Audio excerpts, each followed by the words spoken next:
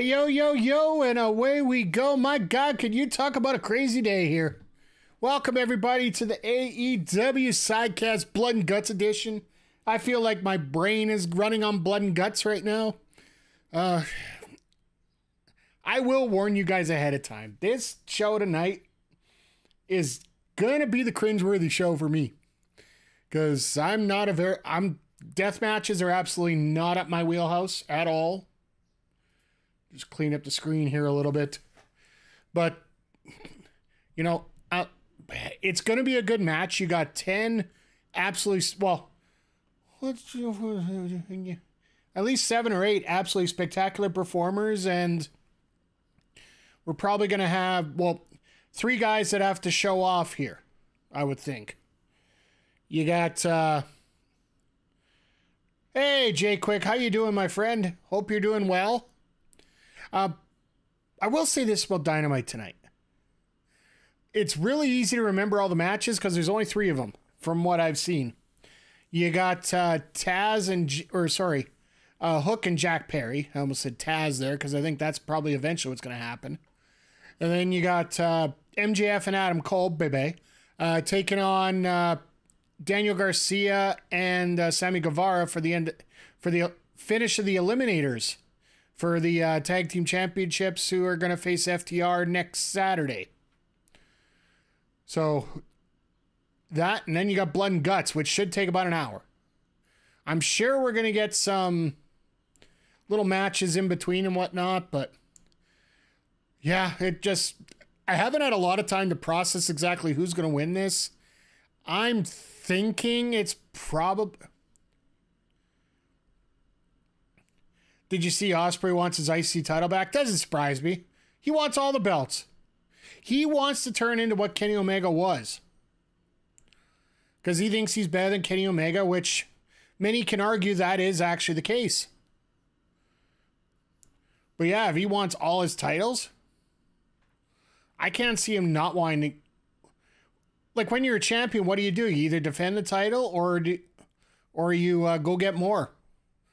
And it's funny because lately the fashion has been to have people get more. And it all started with Kenny Omega and his 400 title belts that he was carrying around all the time here. Yes, I'm being facetious when I say 400, but at the same time,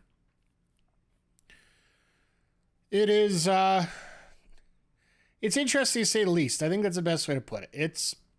It's the whole wrestling landscape's going to be interesting here coming up in the next couple months, because it looks like Warner Brother Discovery are trying to push to get 12 pay-per-views a year. Well, of course they're going to want to, because that's extra revenue, right? And there's certain diehards that will pay for it, and there's certain ones that, you know, the biggest difference right now is the fact that WWE has everything on Peacock. If you start putting these B-level ones on like HBO Max, they'll have to figure something out for Canada, but HBO Max, if they could get them there, to me, that would be a big win. You still get your 12 views a year. You'll get your extra, even if they put it on there and just add like an extra $10 or something, don't make it a full price show. Because you're milking $50 a month out of everybody. I know that AEW tend to be more of a high-end price company when it comes to stuff, but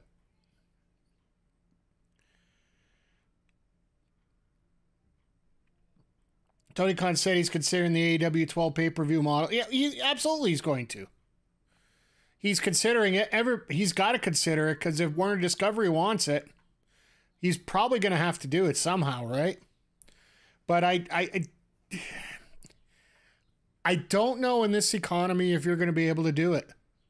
And the fact that fans have been so spoiled for so long with WWE giving away basically their pay-per-views for free, or essentially $15 a month with the network or as part of Peacock, right?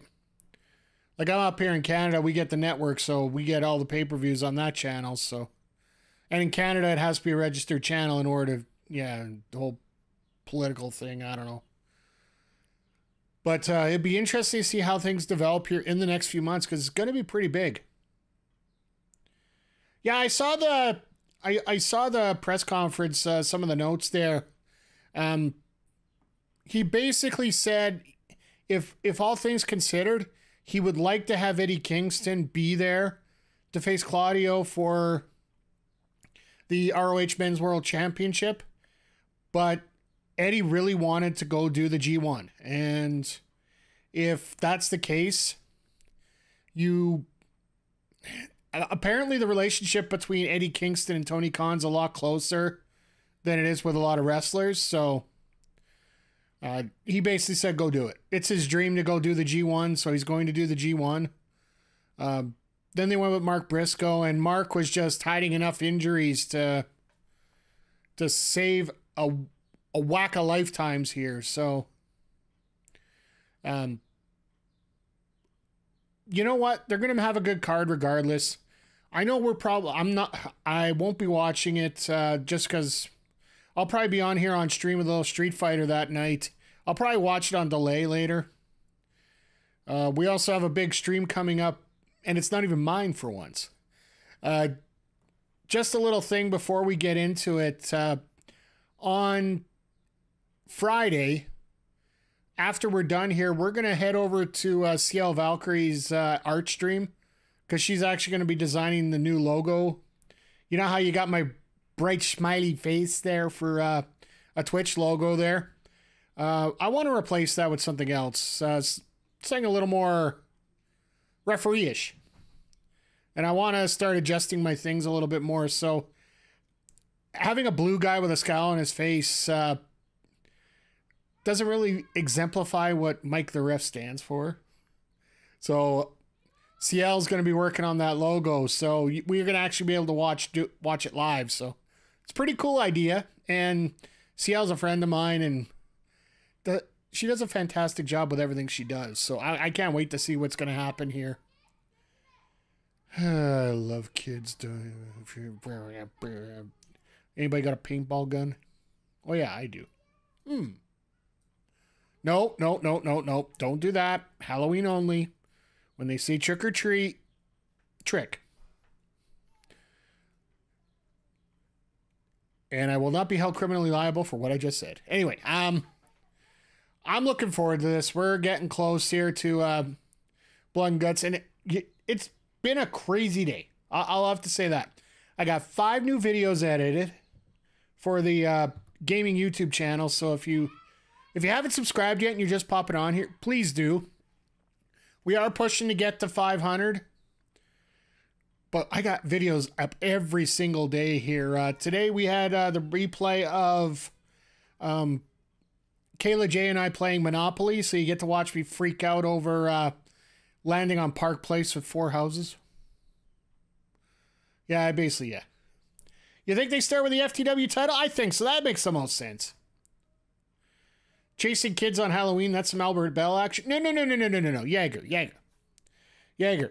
You got to learn something here. And I guess I should, I should get a stamp here to put on here right now. Ways to take care of kids that are causing problems.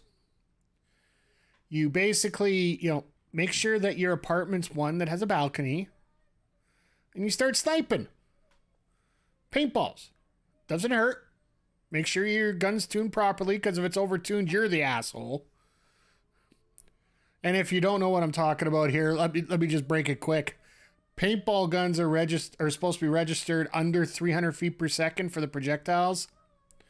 Which those projectiles are basically vegetable oil pellets. I don't know where we got onto this point here, but anything over 300 feet per second, it is actually considered a dangerous weapon to the point where you could get charged.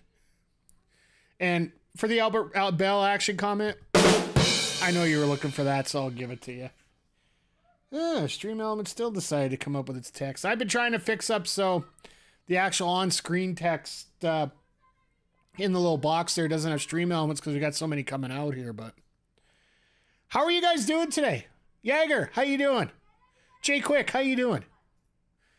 Hope everything's going well for everybody here tonight. Do have an apartment with a balcony, no kids, just loud motorcycles, and I've definitely thought about sniping them and setting up spike strips. There are many ways to get around that. As we're going live to air, I'm gonna have to show you guys. Like, I literally got a delivery here from UPS like 2 minutes before we went on the air. Got this big ass package here. And for the record, yes, I did make sure I covered up the address so you guys can't dox me. So, all right, Pyro's gone. We're up and at him. I think you do the FTW first, unless you're going to do a chicken thing, too. Mike has a big-ass package. Or, sorry. Right?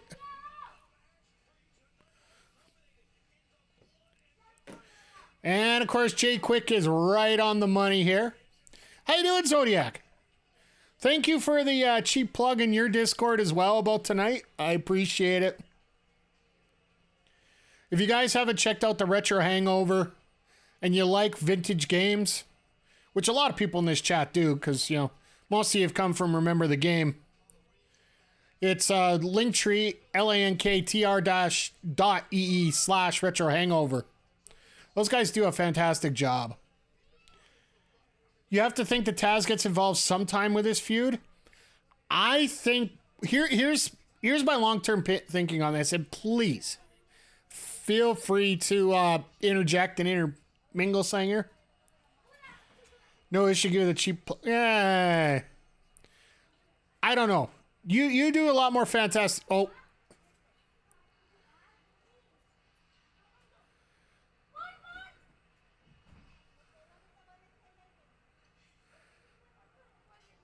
Well, we're watching murder on our screens right now. I hope people realize that that's just straight murder right there.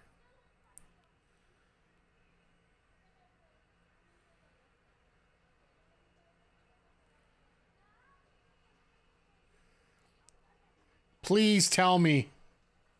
It's AJ Styles. Hey, you know what? The Boneyard match, you never know what happened to that body, right?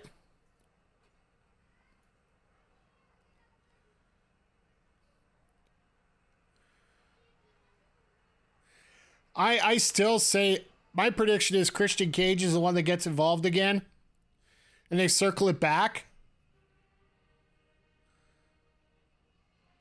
Really? I'm sorry. Gunta is the only person who should get an orchestra like this for their match.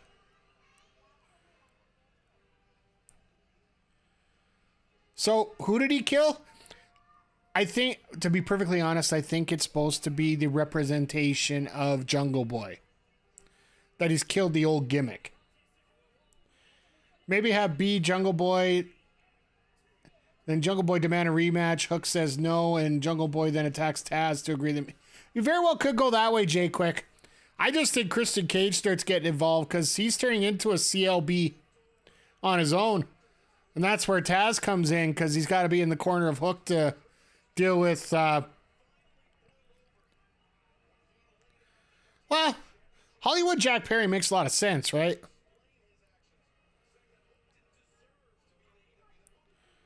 Let's go CLB Combat Club.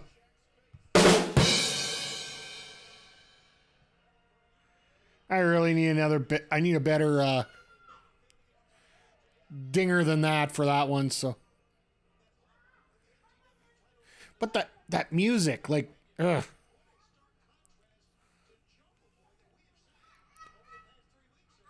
And maybe Hook because a very nice, very evil Danhausen.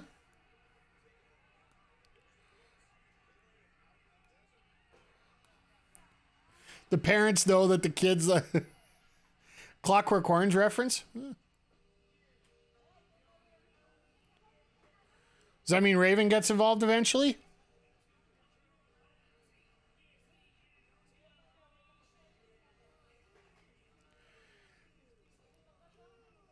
And this is the first... What is Hook with those pumpkin trunks he's got on? He should be using the Beverly Hills 90210 theme song. Oh my god, we're getting the rim shots out tonight.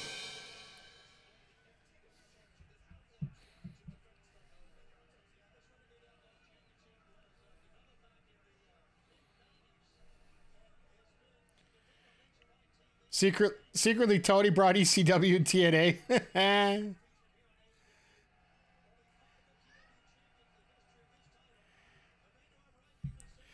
I don't mind. It's just the first time he's ever worn anything outside of all black, which I like it being different. Like, you got to develop, right?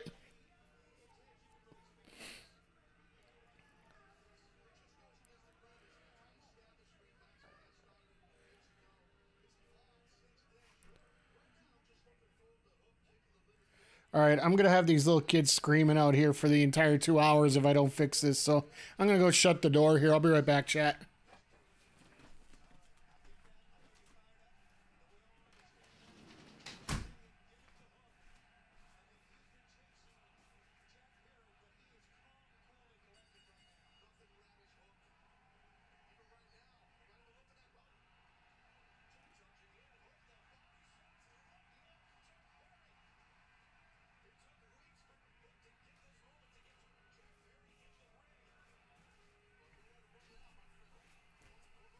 Sorry about that, chat. Gotta love the youth of this world just screaming at the top of their lungs just for the sake of it. Well, if Hook gets out outnumbered, maybe Taz calls Joe since Taz and Joe have a past. Yeah, maybe. But the thing is, Joe's a heel.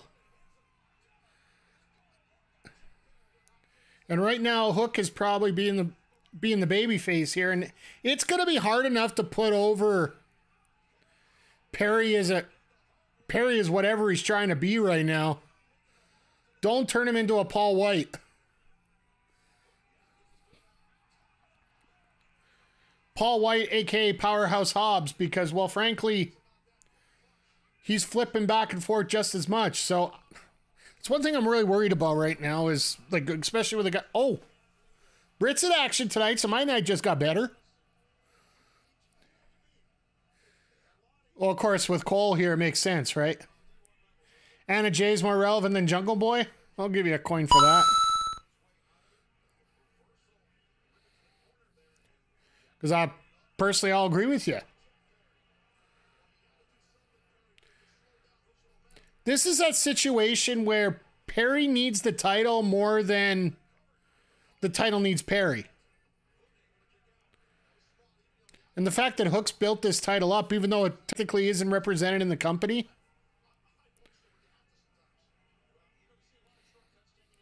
See, if he was smart, if Perry was smart, he actually would have got a haircut. Jupiter! 2 streams in a row! How you doing, my friend? Good to see you here. We're watching Jack Perry try to get relevant.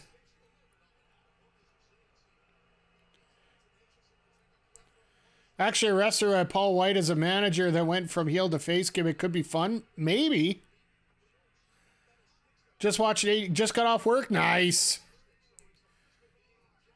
Hope everything else is going well for you, my friend. I know yesterday was a little bit crazy on stream. Hell, it's starting to turn out that every night's turning out to be a little crazy on stream here, so. And I got our first picture-in-picture, so. And the one thing about watching it on TV is we actually get the proper picture-in-picture here. Well, Jupiter, it's not getting crazy like you get crazy on your streams when you get on here, so I am looking forward to seeing when you get back here. But, yeah, the last few nights, like, hell, last night we had 3 raids, guys. Like 3 freaking raids in one night. Like, that never happens. Wish would have played a little better at baseball, but that be as a man. Let's just not forget, let's not worry about the obvious here. Hide it like 2 a.m. and have everyone wake up angry? Yeah. No, just watch this here. Like, Perry's trying. We're talking about Perry getting relevant. Hook's got some new tights, which, you know, sorry about my initial reaction there, but I am starting to grow. They're starting to grow on me a little bit just for the fact that they are different. Makes me wonder why they got the pumpkin reference on the front, but... Hook's tights are more relevant than Jack. Let's... I think we're going to keep doing those every time, you know. I got it. I figured out the reason why they had to change the gimmick for Perry. It does look like a jack-o'-lantern. Exactly! Like, I wasn't kidding! It looks like a carved out jack-o'-lantern face on the front. But will Jungle Boy try too hard to get over as a heel? Exactly. Like, but here he is. Black tights, black boots. Scrawny hair like every other indie wrestler in the world.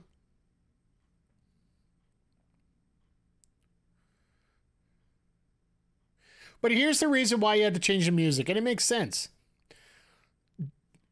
The band who leased out the theme, the Tarzan theme, probably wanted to renegotiate now that, you know, TNT's got some money and, you know, AEW's earning a little bit more. Ha! They tried to do the overhead shot and they forgot they had two cages in the way. Production team, you are amazing once again. If you listen to Eric Bischoff, Black Boots, but oh God, I want him to work now. Ugh. Now that he's healed since he can't talk, I suggest he tag and get over by Chris Jen and Team Lucha. I still think that's... I still say CLB gets involved here. That's why we're talking about the CLB Combat Club coming up. And that's how you get Taz back involved, right? Because I don't think Taz wants to be involved, but I think he's eventually going to get some kind of angle here. Whether it's in the corner or... I don't think he'll ever get back in the ring just because his neck is screwed up completely.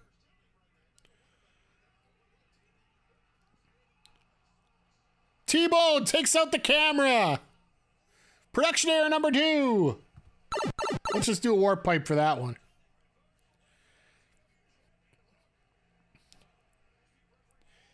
I miss Taz giving suplexes. Yeah, I know. The one that I remember the most, like the moment that it triggered for me a little bit, when I was watching Gabe Steveson on Raw or NXT Underground, I guess, just reminded me of Taz just lining up suplex after suplex after suplex. I know they were talking about it being angle, but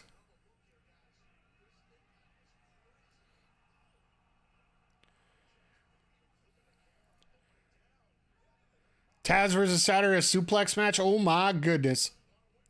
You could have Taz choke out Christian. You get hit. It's sudden. Yeah, like, well, that's what happened at One Night Stand 2005 when Jerry Lawler came out to harass. Jerry Lawler came out to harass what's his face and Joey Styles. God dang it! I'm out of touch here. Vintage Perry.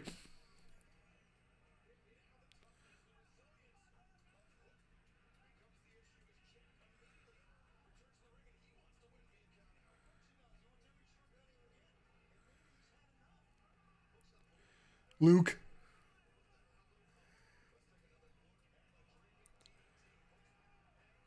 That's Vintage Perry. Absolutely. Like, he's been doing that for years, hasn't he?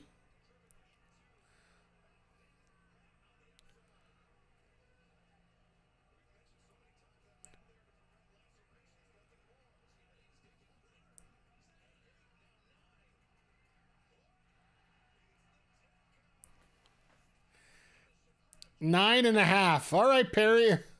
What are you going to do now?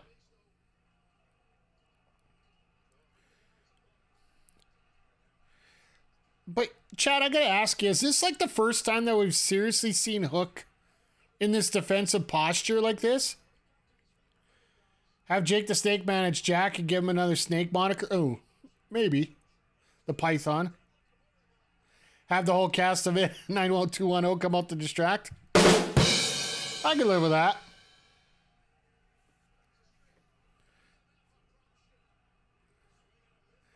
I love this Boston crowd for this. So just as a note, this is the first week that they are back in the States. You fucked up. You fucked up. That was 3.5.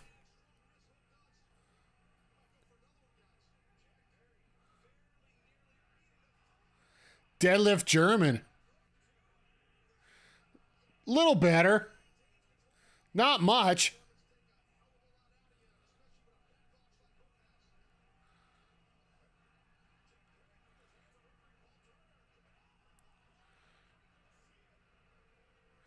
And of course,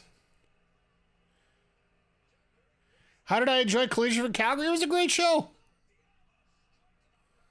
The Hidden Blade. First week of the back, so Tony's like, here, have blood and guts. I think it was more the fact that, yeah, we're back in the States now. We don't have to pay to get all this equipment transferred out to Canada. And also, you can see by the deckling on the outside, it's Shark Week. Would Jack fit in Bullet Club Gold? I don't think so yet. You got to have a bit of a name to yourself before you do that.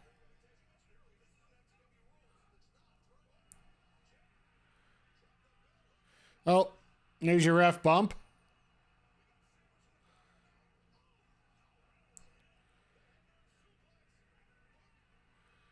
Visual pin. But yeah, since this is Shark Week, they had to do this because they essentially the double cage looks like a shark cage to, you know, Warner Brothers execs, right? Jacket fitted catering glove gold. How about that FTR versus Bullet Club Cold match? Let's face it, that match there was probably the greatest tag match we've ever seen.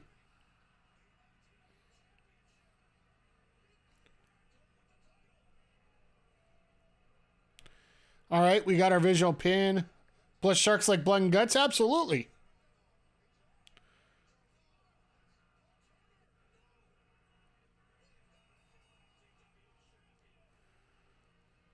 Taz is going to be pissed. FTR versus Bullet Club Gold match of the year so far? Very well could be, I think. Wasn't even the 2 out of 3 falls match that had even the best 2 out of 3 match the FTR has had in Canada. I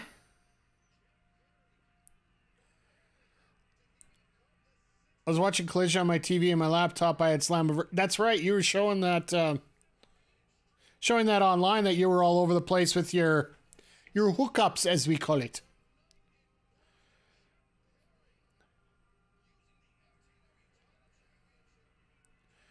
You notice Taz isn't saying a word right now, right? Oh, you're talking about TakeOver Toronto? Yeah, that's fair. But here's the other qualification for that. That wasn't on TV.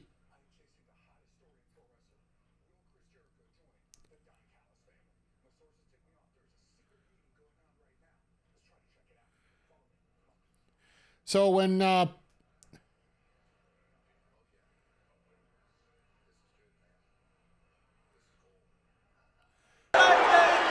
more for the good guys. Edward Lusking, thank you for the follow. I appreciate it. Welcome to the Players Pit. Make sure you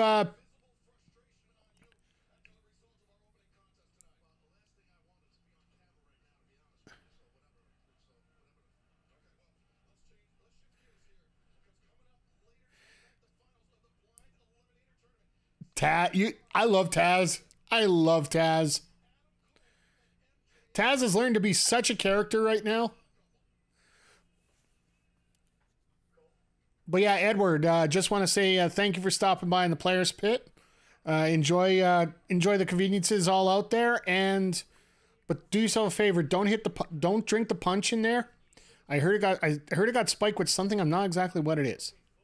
If you want the premium stuff, you got to get into the Players Club, and it involves that little purple button there.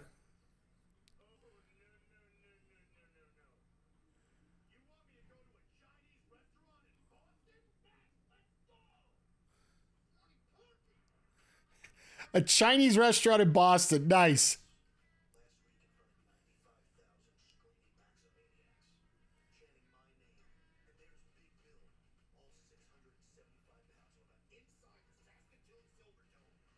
Saskatoon Silverdome.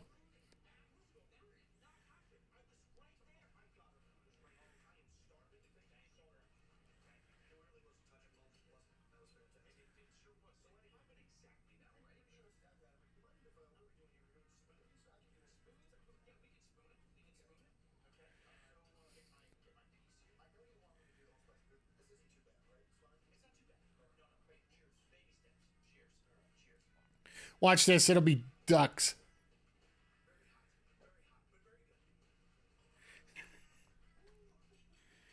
Oh, Maximaniacs. I'll give him a gold coin for that. That pop with Eric Young came back and slammed. The fact that they hid that for a good 3 months. No mention from Impact. No mention from WWE. They didn't even say that they released them.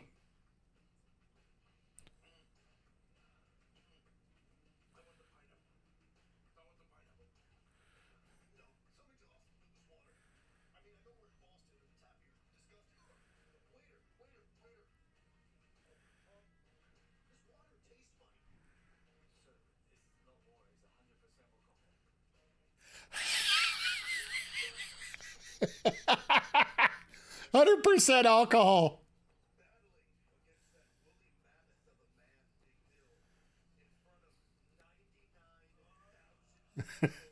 All right. The best get to watch two drunk.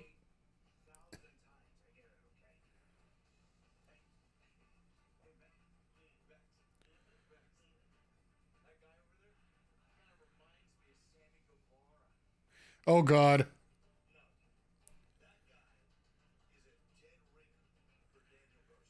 So now they're both going to go beat up the waiter. This is going to be great. According to Sean Ross Sapp, when Vince came back, Eric Hunt, yeah, that was the thing. Like, you knew that there were going to be people that didn't want to work with Vince.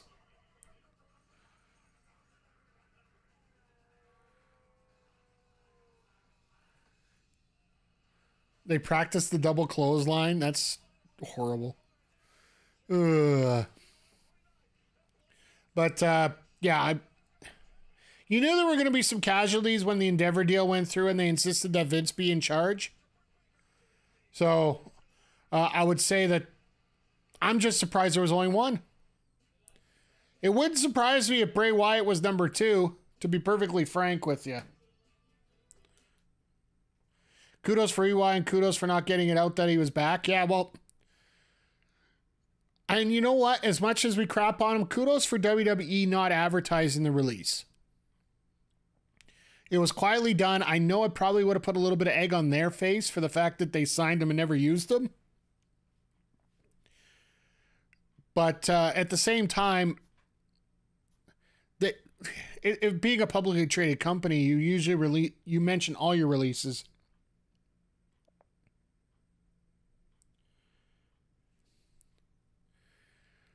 But I will say this, like, we just saw that nice segment with MJF and Adam Cole, baby. I will say one of the funniest things that have been coming up here is probably these. WWE could have said no, and they also could have announced it. So as soon as they announced EY's departure, and they would have had this... the announcement of a mystery partner for Scott D'Amore, everybody would have put the pieces together. EY's appearance at Slammiversary was a prime example of what you can do when you can actually surprise fans.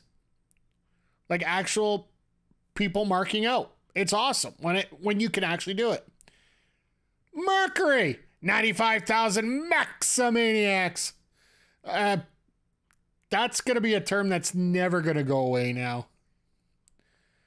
And I love the fact that of all places, Saskatoon. Saska-freaking-toon. Like, I don't even think that there's 95 people there. At the Saskatoon Silverdome, brother. At least it wasn't in New Orleans and you call it that. If you guys remember that promo from Hogan. I wasn't, but I want to be, yeah. Fair enough. One thing I will say, like, you know what? I think I've learned the phrase that I use a lot during these streams. You know, I'm going to say. So, where? Not in town, but there were 95 farmers in the area.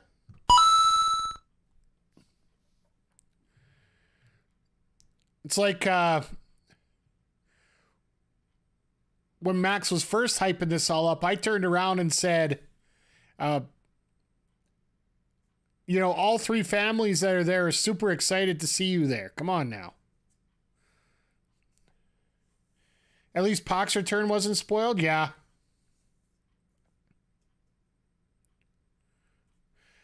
And I think the only reason Pac's return didn't get a bigger pop than what it was because everybody was waiting for that Ibushi announcement. When you do two announcements back to back like that, the first one's going to get forgotten all the time. Well, we found our ongoing segment for tonight. At least it isn't QTV.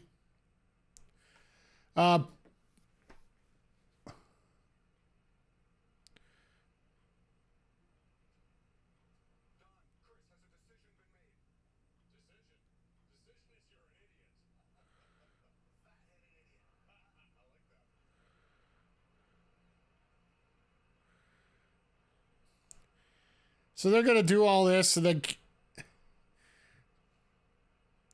nothing's going to happen. Like, Jericho's not going to join. Like, it would be too obvious that it happens, right? So, we got the local talent already in the ring, it looks like.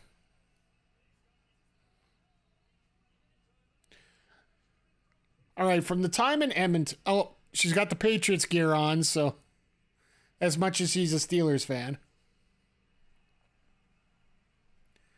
Well, I guess patriotic gear, but it works just as well. From the time in Edmonton, like, I've never apologized for the fact that I'm a Britt Baker fan. But watching the command that she had during that Dynamite taping when she was taking on Ruby Soho, it was gripping, to say the least. When the crowd died off. Oh, Kayla Sparks, okay.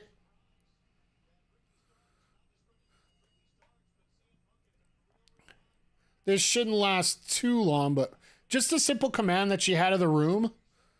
Like, let's face it, the women's match ended up being the bathroom break for a lot of people. But a lot of people, it almost felt like they stopped and just... You just felt that aura during that match. So... yeah, she ain't wasting time.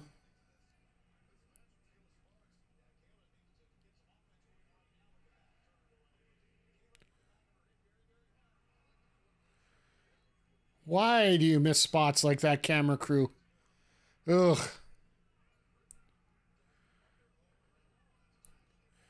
This might almost be as quick as... yep, here it is. This is about as quick as we play an AEW Fight Forever game with her.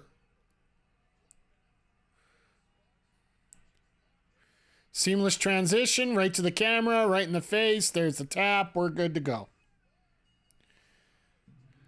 So I wonder if they're actually going to do an angle after this to push something, because I still feel that Britt's going to be part of that match at Wembley, the women's match at Wembley, or the big women's match.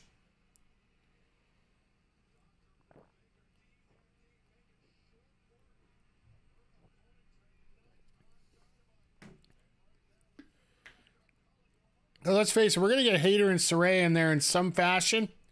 I think we're going to get Britt and Tony as the other half of that.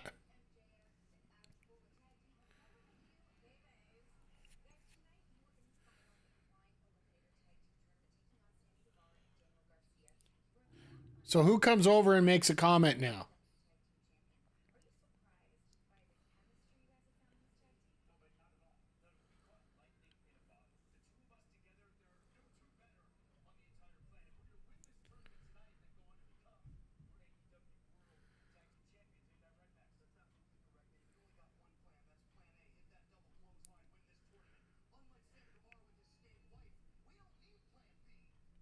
Wow. Even Cole's like a little too much.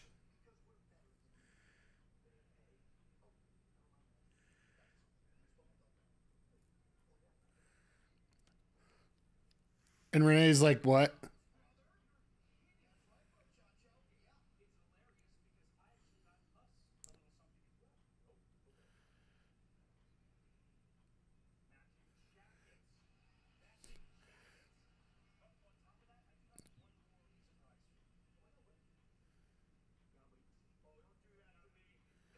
So now they're going to be wearing matching tights. Matching. Oh, God.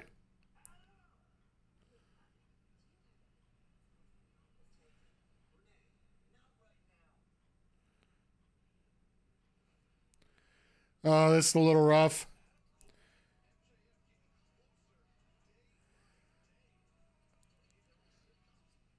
The leader of the Jupiter Division Dancing Society coming out here right now. Oh, he's wearing red tonight.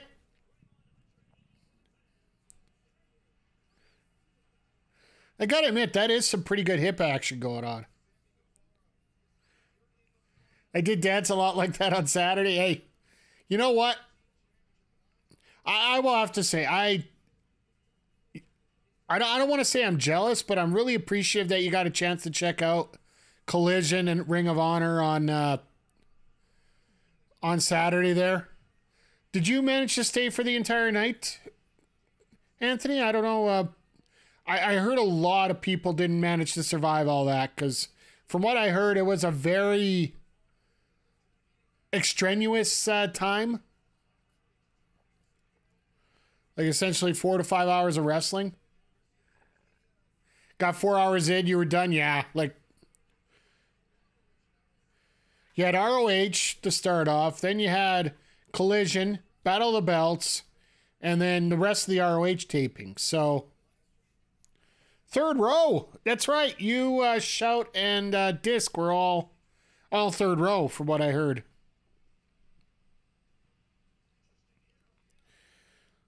But I'll tell you right now, I honestly feel that the atmosphere at an AEW match or an AEW show is a whole lot different than the atmosphere at a WWE show. I found there was a lot more energy, a lot more atmosphere, a lot more zest from the crowd during the AEW show than there was at WWE. And we've had tapings up here in Edmonton for both. Not to rub it into the Calgary folk, but yeah, we've had both within the last year.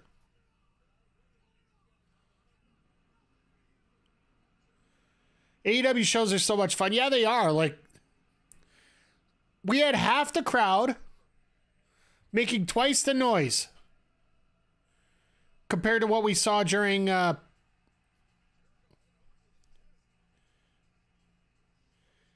yeah, I heard about that, Jupe. Disc actually mentioned it in chat here that he actually preferred WrestleMix, and I could see that. AEW is a different show compared to... Yeah, he showed up when I was doing the WrestleQuest demo. Which, by the way, if you haven't played the demo, you have until tonight, I believe, on Xbox to play it.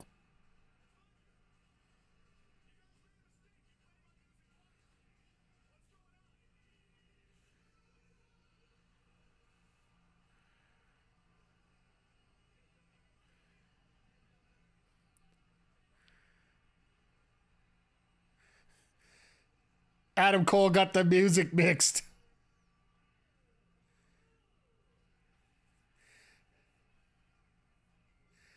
MJF's fired up now because, you know, he got a mashup of his song.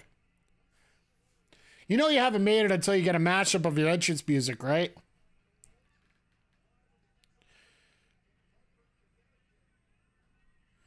Which, by the way, if you haven't checked out the Hater Rave on Spotify, Apple, and whatnot, it's 30 minutes of basically rave music to AEW entrance themes. It's actually really cool. It kept me moving for a good half hour when I was bored at work.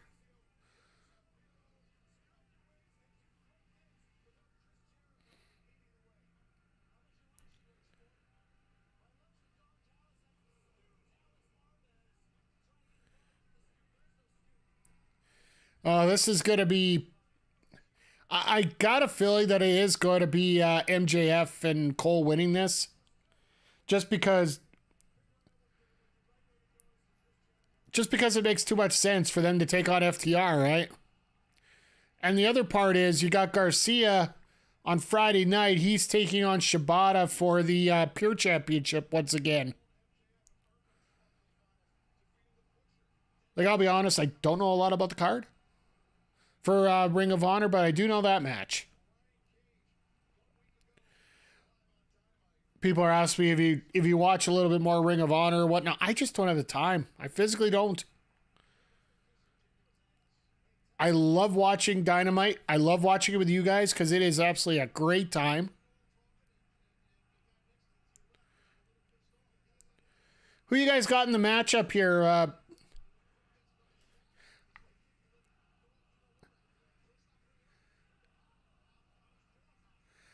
Man, this crowd is nuts. I guess the Boston crowd usually is. Boomberry.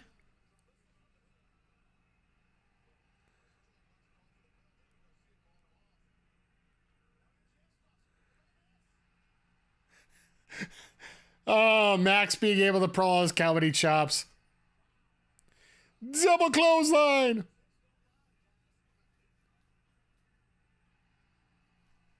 Even Cole's like, don't want to see that. I think there's only one way this match truly can go.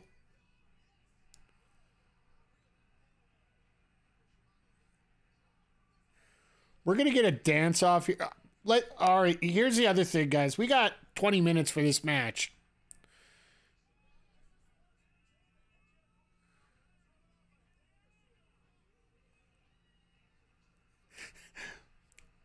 You know what's amazing? That MJF knows exactly which button to push to start the music.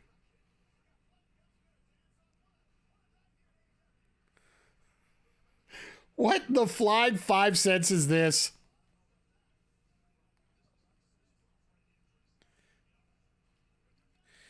Is that the Papa dance for Guevara? Man, Sammy has no rhythm. Well, he's a father now. Fathers don't have rhythm anymore, do they?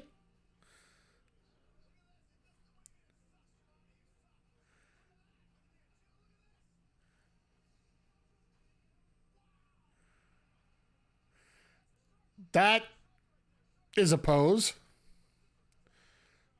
Thank goodness it's not on camera, because this could be the second night in a row that we get canceled.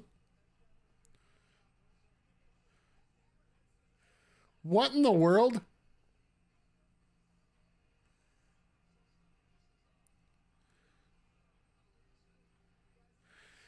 And Cole's like, what the hell did I get myself into here?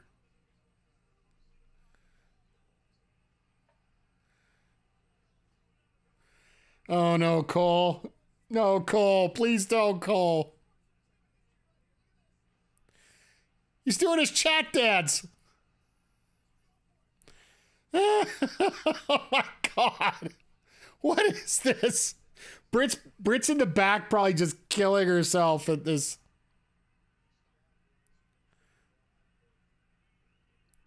Oh, good. We finally get a match now. This is a great contrast to 10 guys that are going to brutally beat the piss out of each other later tonight. You know what? That's actually a very good point, Jagger, and I think that's... You get a little bit of relaxation, break up the routine right now. And if we could go through this for, like we said, we got another... This match is probably going to go about 15 more minutes. Then we're going to get a commercial break, and then we'll get into the blood and guts match, because those typically take an hour.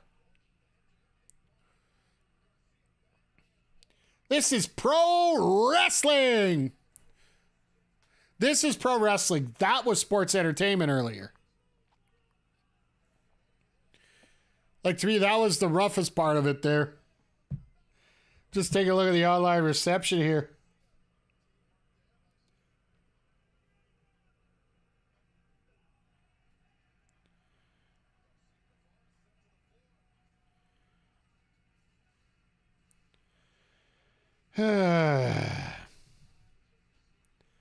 All right, so it's been formally announced, even though we don't know where it's showing yet, that we're going to be hosting a AEW All-In party for Wembley over at the Pint on White, downtown Edmonton, for anybody that's interested. We don't even freaking know where the show's being advertised yet, but hey, you know what?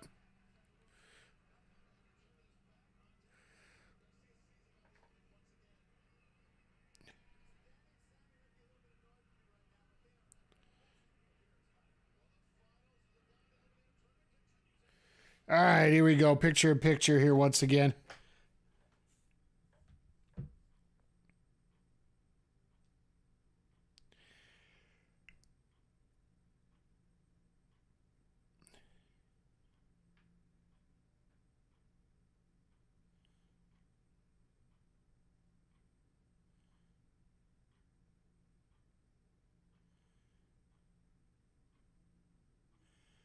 Yeah.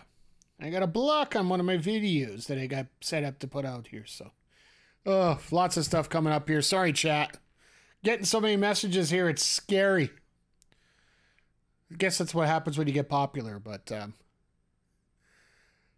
yeah, I think that was just to kill a little bit of time because everything sort of went very smoothly with the FTW Championship as well as the women's match.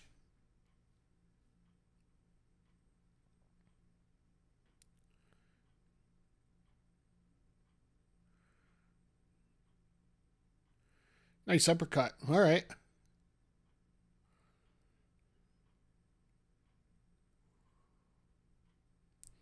Now, you can see the fundamentals here in Garcia, and, you know, as long as he shows a lot of that when it comes out to, like, it shows that he's preparing himself for the Pure Championship as well. I wish there was some way they would advertise it on here. Like, I get it that, they want to try to keep the product separate, but at the same time, WWE and NXT, there are advertisements cross-branding each other as well, so I don't know.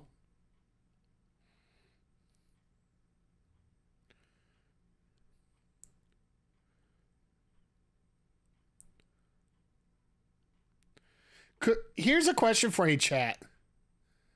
With all the abuse that MJF's getting tonight, could there be a possibility that Cole turns on MJF tonight, possibly? Because it almost feels like they might actually pull the heel turn on too early, in your opinion. Not tonight. Okay, fair enough. But it does feel that they're trying to turn Punk heel, and I still feel that we are going to have to get that Punk versus MJF match somewhere in here for the title.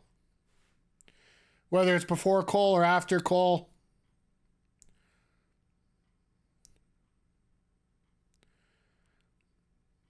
I personally feel the initial part of this story should be, the more that I tag with you, the less that I have to deal with you. So it sort of makes sense doing that, but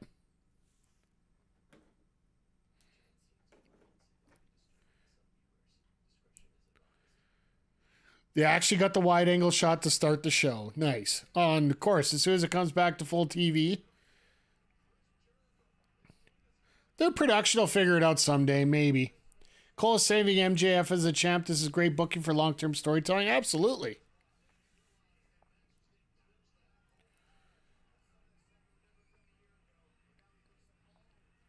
Because MJF will, frankly, feuds up until that point. Oh, here we go. The oldest comedy spot in the book. The unintentional.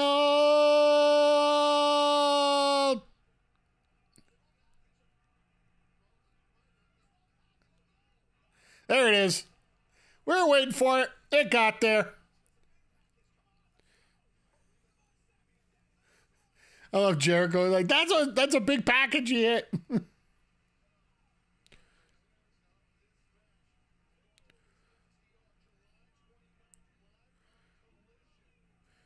So yeah, we get Collision next Saturday with the winner of this taking on FTR, which that's going to be a good match regardless of the two, but I think they'll be... Could you imagine that star-powered lineup next Saturday?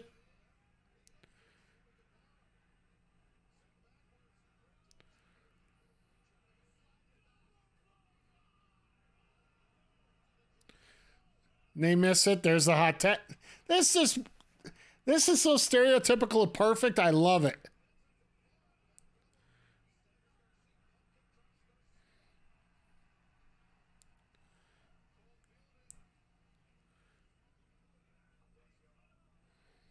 Double hip. Oh, there we go. Beautiful. That's a vintage Cole right there.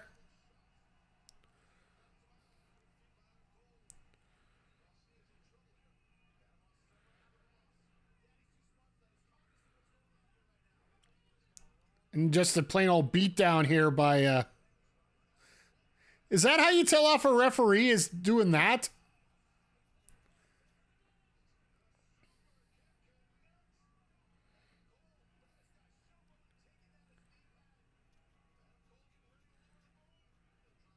Oh, no, they were saying up the boob the wrong way, so of course it's not gonna. Oh, there we go.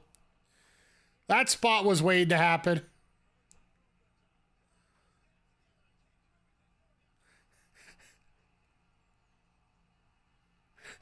Everybody's chanting double clothesline. Oh my god, really?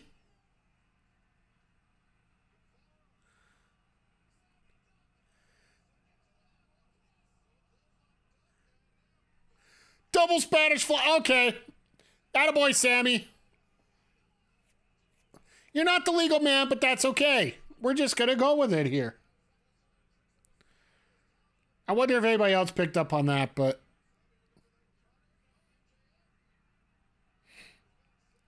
Oh my god, here we go! Oh, went for the crossroads.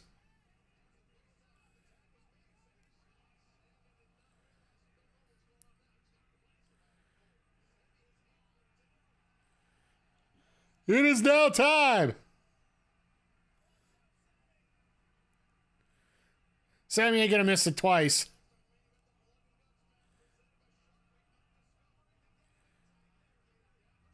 Double chop block out of boy.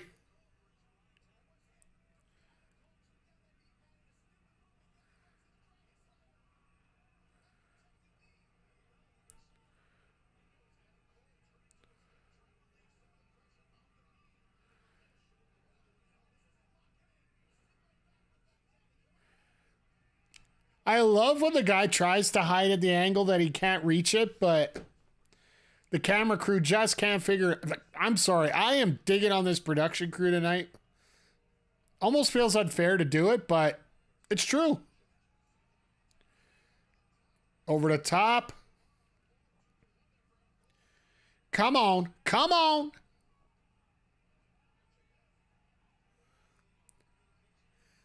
He's telling MJF to do a dive? MJF doesn't dive.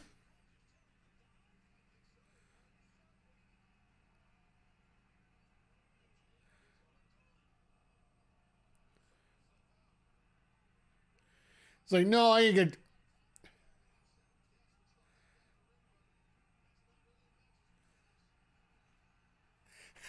Peer pressure! It's funny how MJF's actually listening to the fans for once. Oh my god, he did dive! The look on Max's face is priceless right now. It's sort of that same look probably that Sammy got when he found out that Ty was pregnant. I love what MJF is a face, but it never lasts long. Like,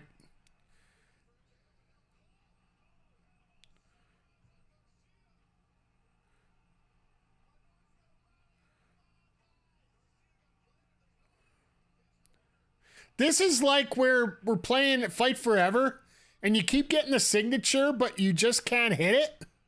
Or you hit the signature, but you just can't hit the finisher.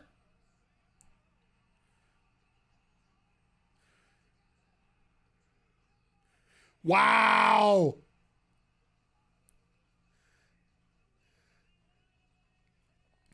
This reminds me of a conversation that I heard about with Mark Henry. And Paul Heyman used to talk about it.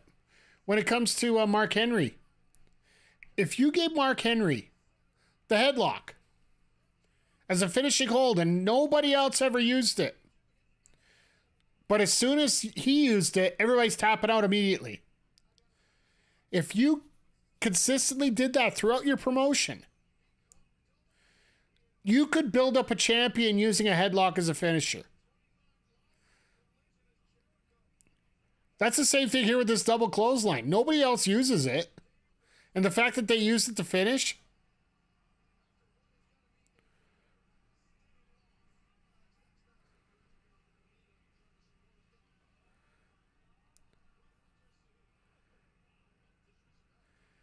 Attaboy, Jericho. You just ignored everybody before. Now they're ignoring you now.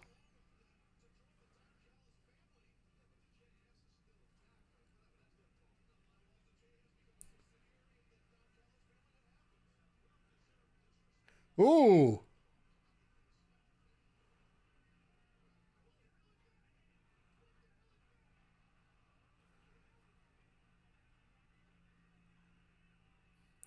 All right, here comes the dissension.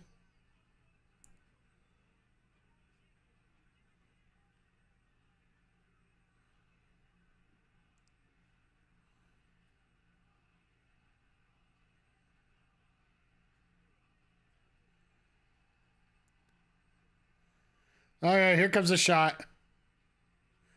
Oh, that look is priceless. No, that set it up perfectly. We know what's going on next Saturday. Next Saturday, FTR wins and MJF cracks Cole in the head.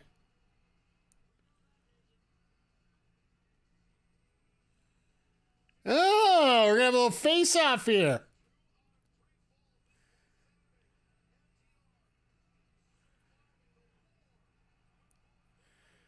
My money is Cole turns on MJF. I think one's going to turn on the other, but I still think Cole might end up a face out of this.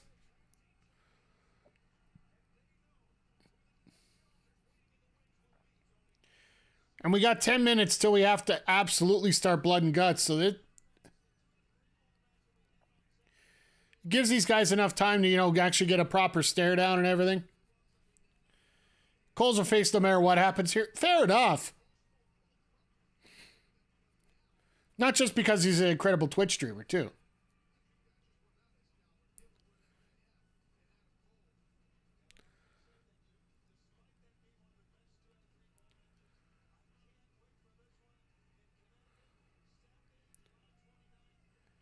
It's that hair, life goals. Yeah. I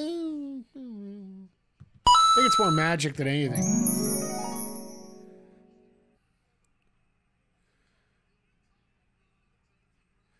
We gonna see some blows early, or are they just gonna talk? They're just gonna talk.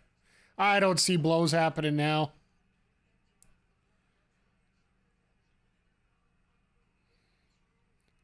I love how Cash and Cole are just the two sitting on the outside, not even worrying about it.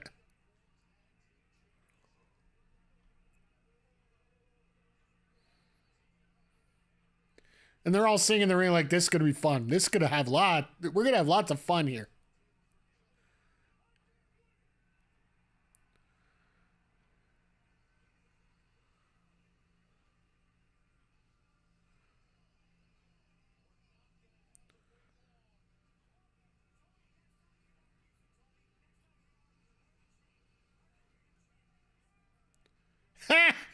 I love Dax.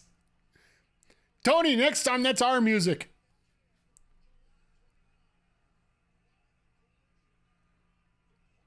Watch this, it automatically just switches right now.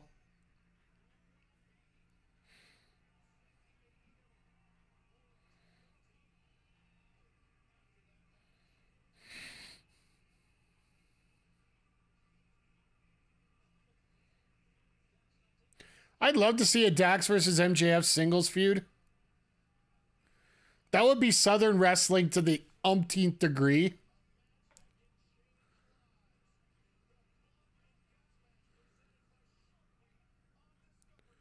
Oh, they're sponsoring it. That's why. Okay, that makes sense. All right, so obviously the coin toss, they can't be dumb enough to let the faces win the coin toss, right? Please tell me they're not that dumb this time. Because wasn't it last year that the faces got the advantage and it just through the whole thing?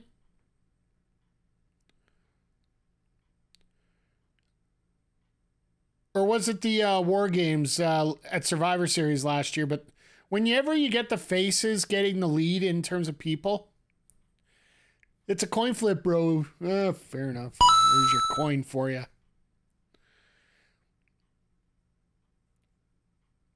I don't know. Place your bets, guys. What do you think's going to happen tonight? Should we? You know what? This one's so even. Let's where is it here? It's been right here. Let's throw this out here.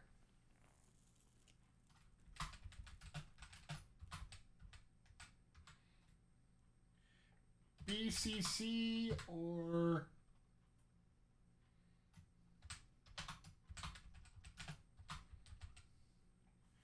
and you know what? Just for the heck of it, I'm gonna put 30 minutes on it.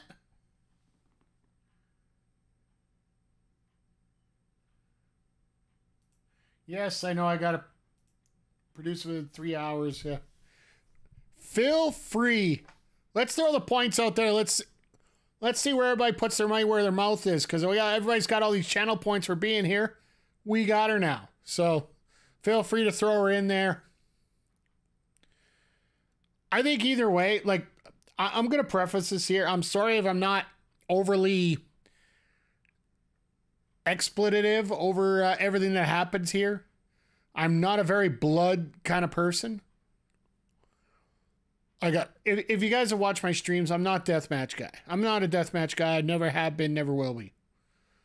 To me, a wrestling match needs a story, needs a reason behind it. This is about as close to a reasonable deathmatch as you can get. But when people just go into a random deathmatch or a deathmatch tournament, like, yeah, it just doesn't factor in properly to me. And Zodiac, you're talking about building up Takeshita. Here's the other thing. Do you let Ibushi lose in his first match in AEW? That's where you gotta add all these things in, right?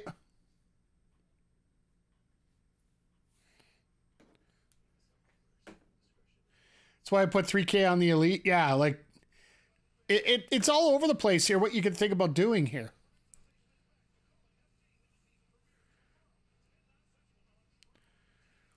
But now we're going to get a lot of the advertising that's going to be coming up because this is sponsored.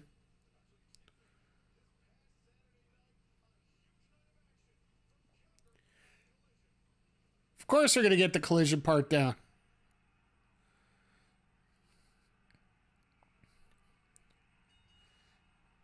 I love what Meltzer said about Dark Order interferes and creates a super stable Dark Combat Club. You know what? It wouldn't hurt my feelings. I would love to see that, to be honest. Like, if we could get the Dark Order a little bit more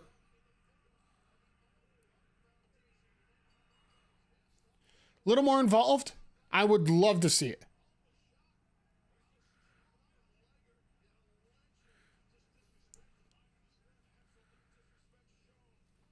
So they're trying to turn Ricky heel as nobody wants to hear Punk.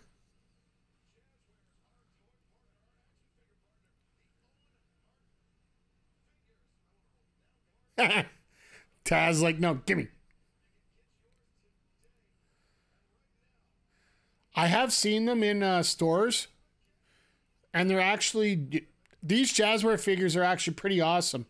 And Jupe, I still have your entrance sitting here. Oh.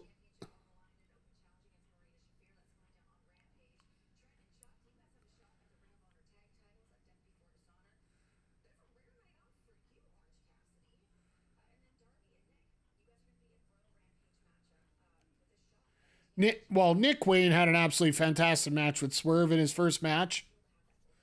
I don't think anybody didn't expect that to happen, but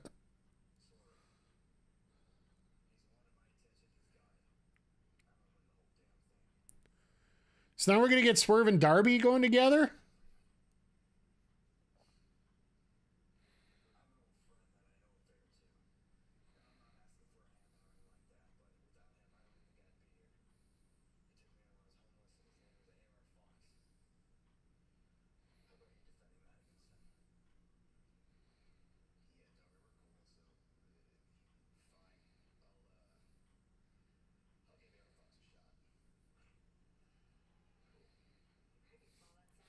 I love how nonchalant that is right there. But Bud Air Fox wants the title shot. Can you give me one?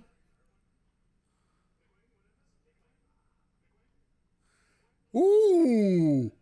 Ooh. Nick stepped out on that. Nice. Little personality.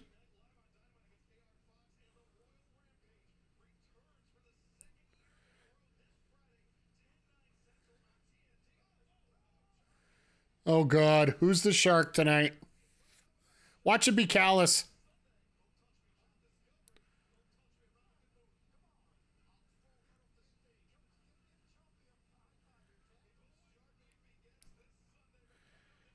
It's Shark Boy. I still say that's Callous.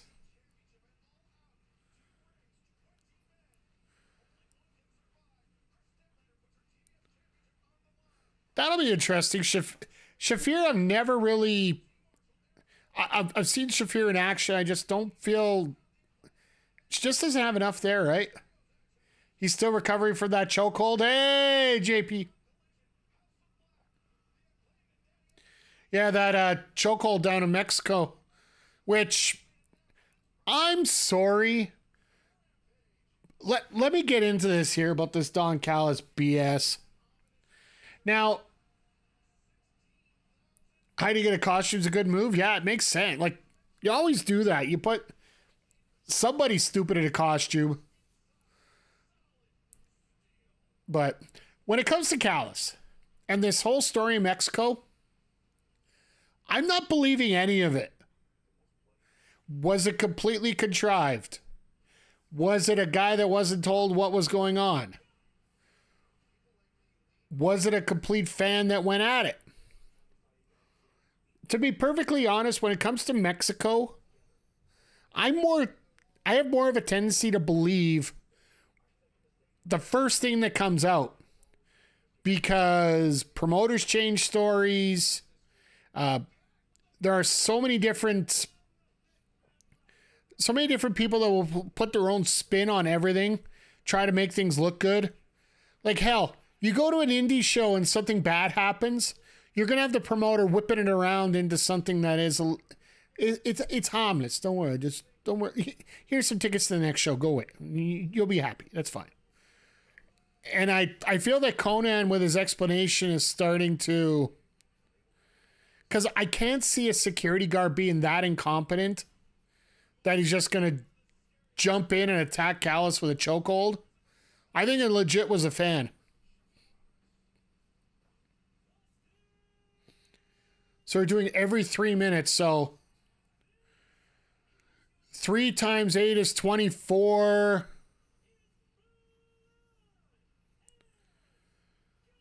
So minimum 7:30 until we have everybody in.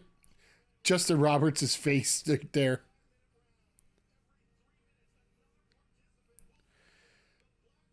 So we got minimum 24, 29. So basically the last half hour is going to have everybody in there. So this will be insane.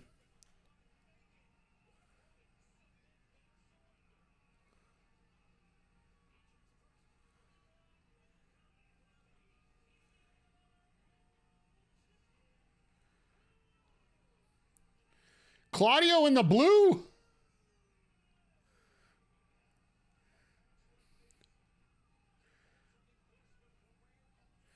I guess this actually makes sense with a lot of red. Like, you can see the red lighting there and that.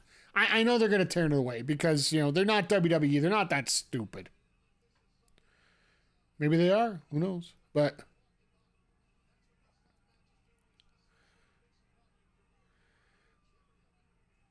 I think also the fact that there is going to be blood in this match, it's good to have a different contrasting color. And instead of having the red gear, have the blue gear going on. Because it'll let the blood stand out more.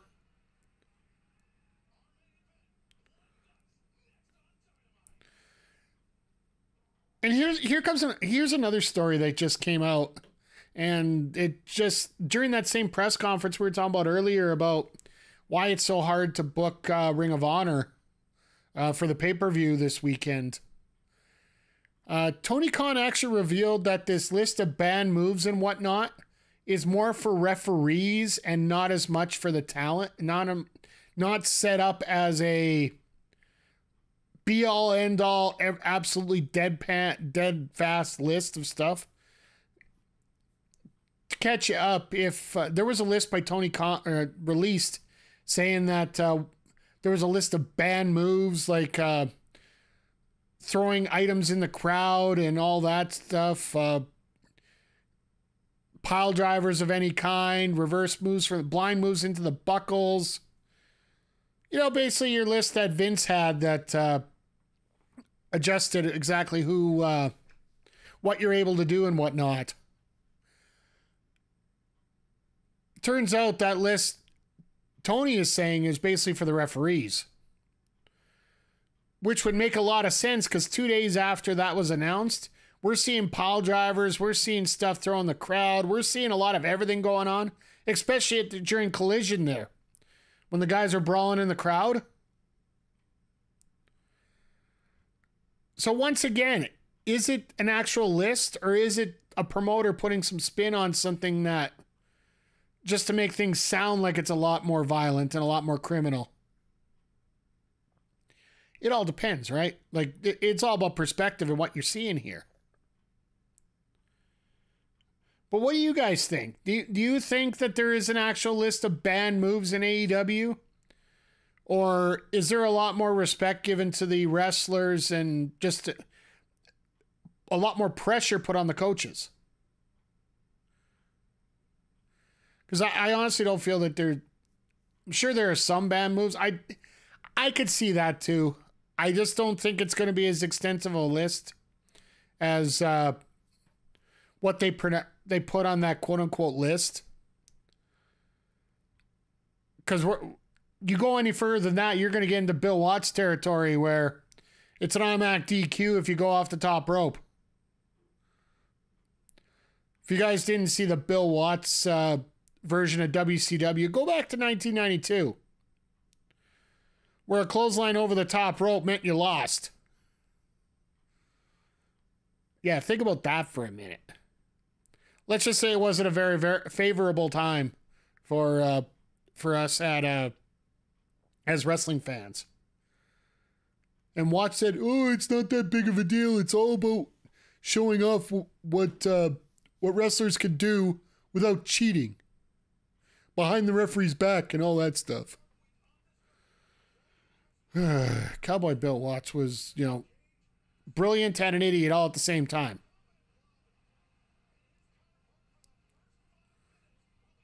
They're going to let Kenny run the gauntlet tonight? Well, I guess Ibushi's going to get the big spot, right? And Pac's going to come in second.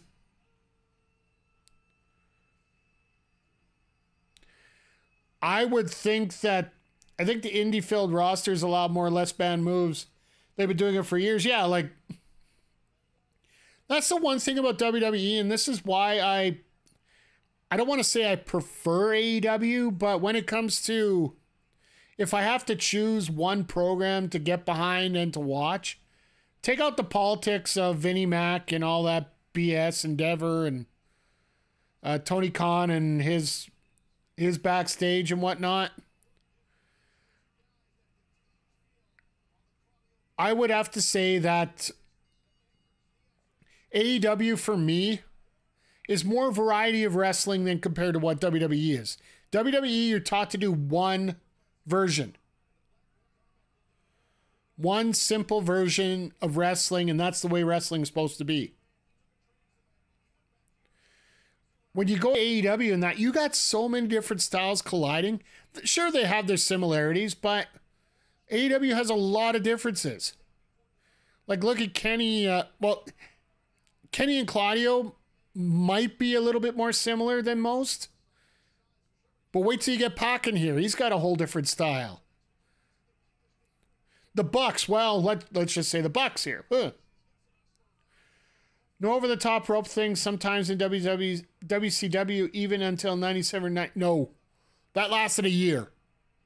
They actually made it a storyline and one of those 1-900 phone-in segments. You could vote to get rid of the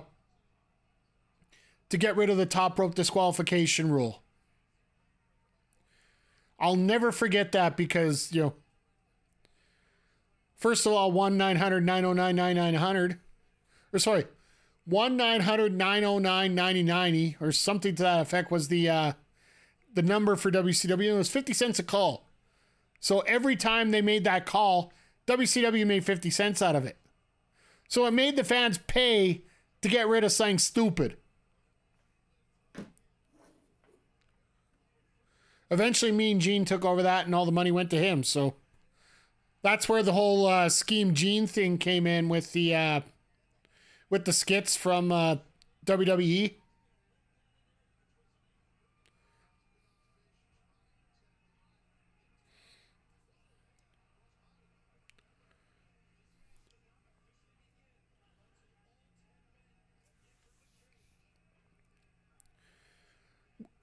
They made a very good point and a very bad point at the same time. If the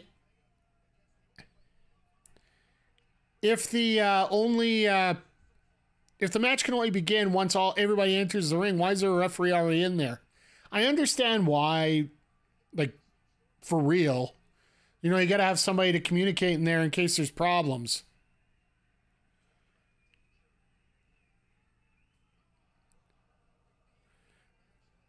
That look on Kitty's face there is pretty priceless.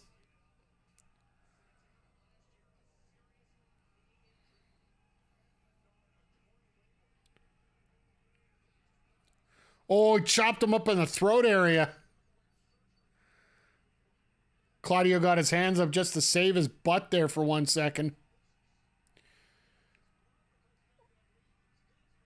But yeah, there's been standards and practices all over the place that have been all over the place. And WWE and WCW both alike had different ways of working with them.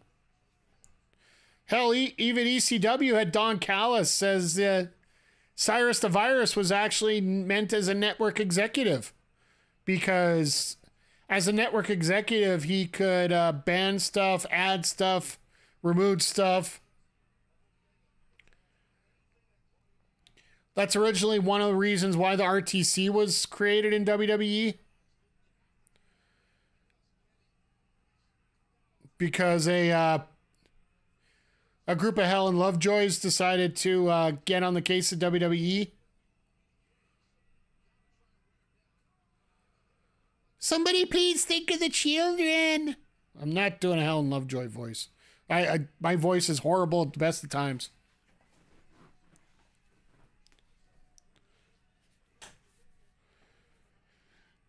But, yeah, there's been different gimmicks all over the place of the network shutting things down. And it's all about these extra rules that are put in. And I don't blame them. Like, there has to be a late days of... Yes, that's what it was, Jagger. Thank you. I was trying to think about it because you heard that little gap after the RTC. I was actually trying to figure out what that group was. All right, here we go.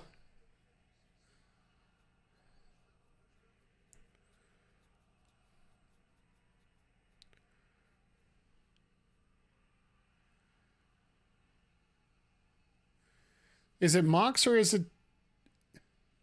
No, that's what I thought. It was going to be PAC first.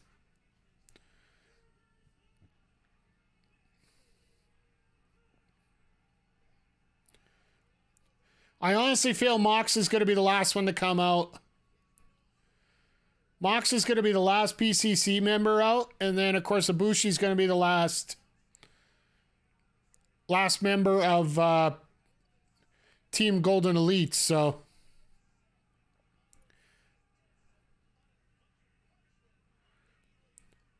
it just makes sense to do it that way, right?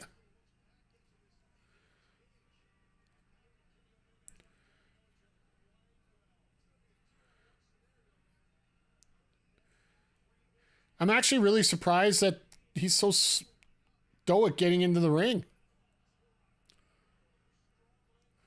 Well, if you're coming back, that's the way to do it.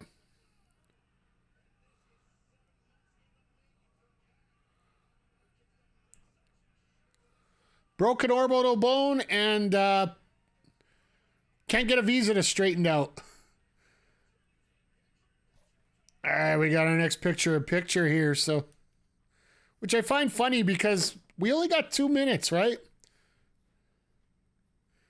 We're supposed to have 2 minutes each round here, or 3 minutes, sorry. So that makes a little bit of sense. So as soon as picture-in-picture comes back, we're going to get the even up.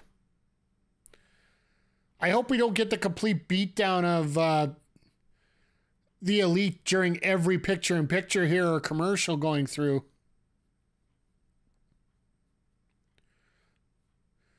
But having Mox come in last, it just reminds me of an infamous incident here in Alberta that we called Forkgate. We had our own version of War Games here in a central Alberta town here. 3 teams of 3. It was like the last versions of War Games where one person from each team first, and then it was just random after that. The last person that came in was known as the Viking Lord Vince Austin. Now, this guy is batshit crazy, and I'm sure Jupiter can agree with us here. So Vince gets in the ring. As soon as he gets in the ring, goes into his sock and pulls out a fork. He proceeded to take all 8 other guys, and yeah, he forked them. He forked them good. I have never seen a crowd bail for the bleachers as fast as that crowd did. Now, it is Alberta. We're a little conservative at times, especially back in 2018, 2016, 2018. And a lot of this crowd was kids. Like, I would have to say out of the 400 people that we might have had there, 300 people, I would have to say at least 3/4 of them were kids. And the parents are just like, no, we're out. We're out. They're swearing at the ring announcer guy as they're going out. Yes, that was me.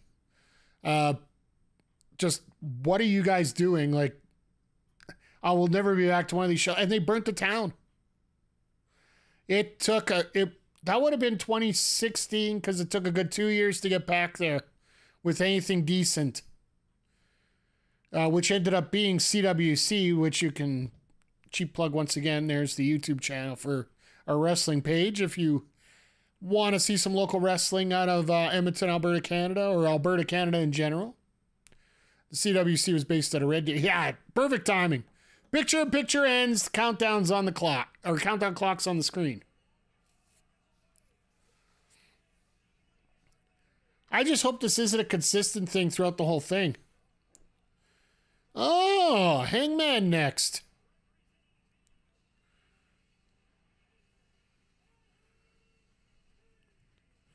Do you think AEW and WWE have their own crew that build these cages, or they hire a third party? Set construction and ring building? I think it's separate companies, frankly. I think it's their own, like, they have their own production companies for all their sets and whatnot, set design and such. It's going to be the same guys who do the set design, right? I can't see them doing anything special in some other way, right?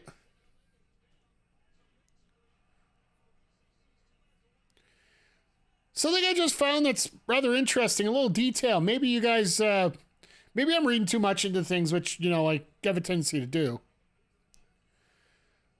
What color is Hangman wearing on top of his white? I see purple. What other group wears purple?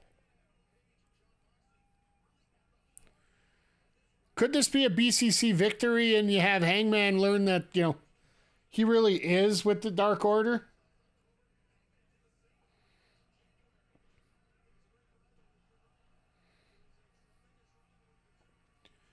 I think that would be absolutely crazy, but, you know, crazy is my middle name in some ways.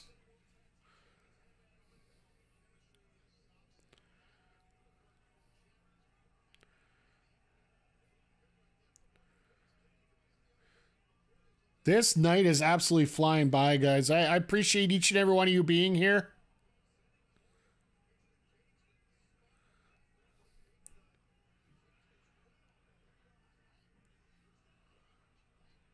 They didn't tighten those. They didn't brace those cages well enough for spots like this. People can fall through way too easily here.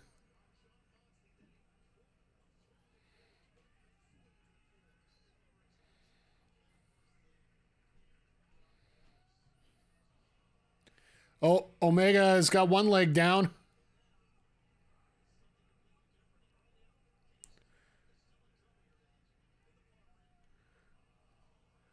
Oh, never mind. He got it up just in time to eat that drop kick.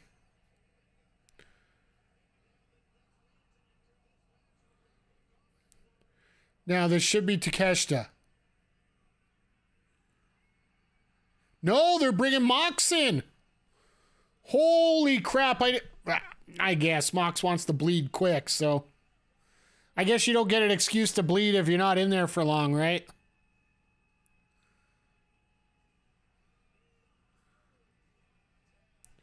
So they got Wheeler and Takeshita cleaning up. That's an interesting call. Like let's put it this way, all the heavy hitters. Mox got the chopsticks already. Gosh, dang it. Oh no, it's Fork. Fork gate again. I called it earlier. Fork, fork, fork, fork.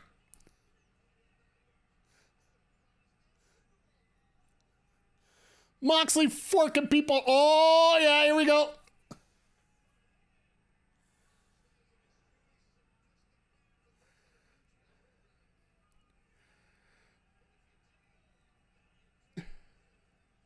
Ah, everybody's eating out tonight.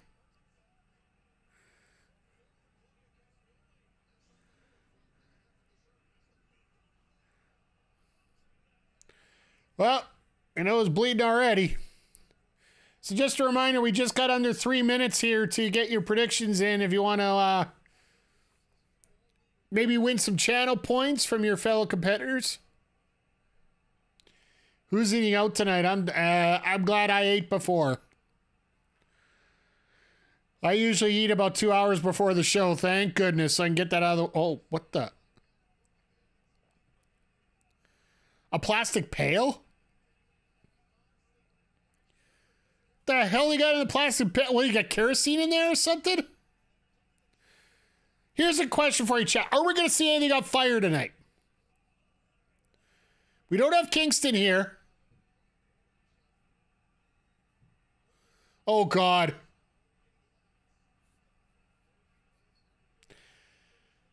Glass.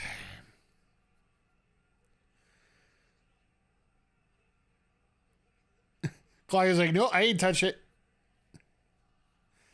BPCC, you think? Well, by the way, Dr. Wario, good to see you here tonight. If you want, feel free to throw in the predictions there. You can put your bets in here. Darth Mick, yeah, I'm like, this is interesting. Okay, everybody's wearing purple, so...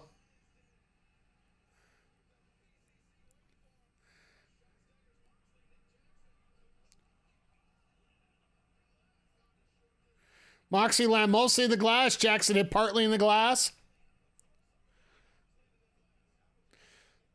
So let's face it, the ring on the Well, hard cam left. The Dark Order of Blackpool. Maybe.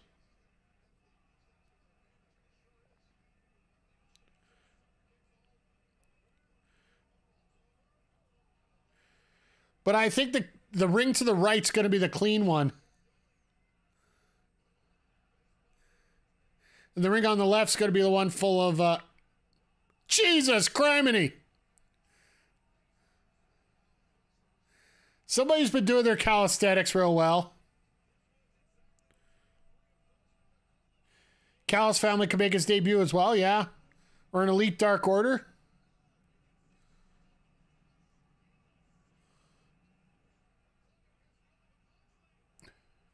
Release suplex on the glass! Oh, Moxley just said, no, screw this shit. Let's go. Pardon my French, but this is getting ugly. Like, this is Moxley at Christmas.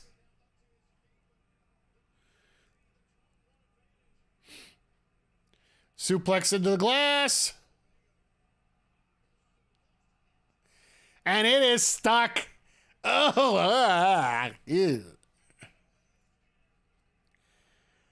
Oh, we had a late plunge into the BCC, so somebody's making a lot of money here. Either Jupiter's doubling, or we got three people splitting out $3K, one or the other. Oh, thank you guys for voting, by the way. Thank you, Darth Mick. Oh, this is good. I'm hoping it's Sugar Glass. I'm really... Knowing Moxley, it's not. Because, like, for Moxley, this is wrestling training for him. Like, this is like playing Wrestling Empire. I don't know if you guys have played that game at all.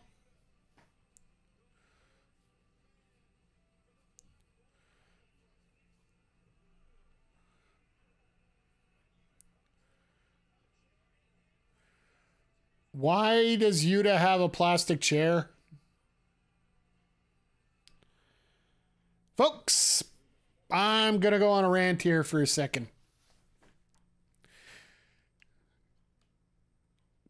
Metal chairs. Walmart. $25 Canadian. You mean some company that is $1 billion asset like AEW cannot go out and buy a stack of these damn things from your local Walmart? Like, seriously.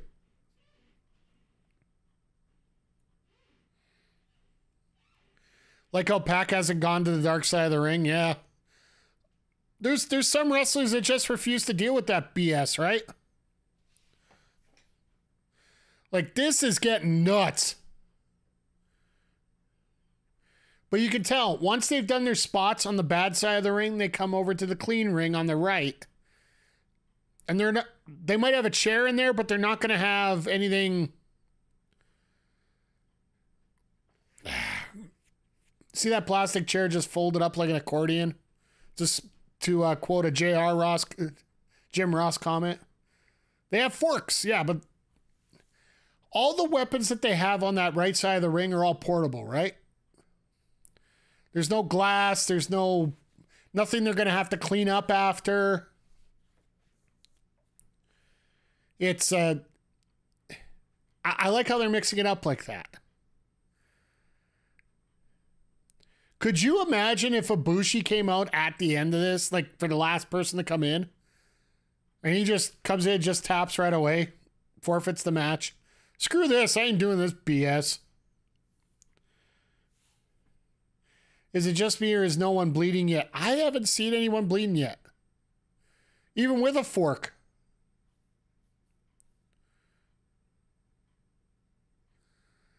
This might be a little bit of a story here, Jagger. After what we were talking about earlier about that banned moves list and whatnot. Bleeding outside of Hardway was one of those things listed. So this could be an interesting segment right now. An interesting thing to keep an eye on is, I think, but Ibushi joins Takeshita. I don't even know if it's that. I just think, it's... Ibushi said he wanted to change the game. What better way to change the game than to break up the Golden Lovers in North America? I will never forgive you for leaving me.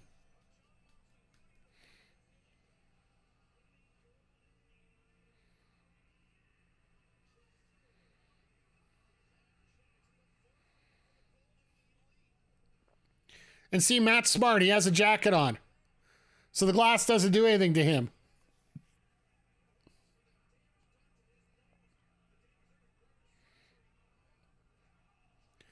Ow.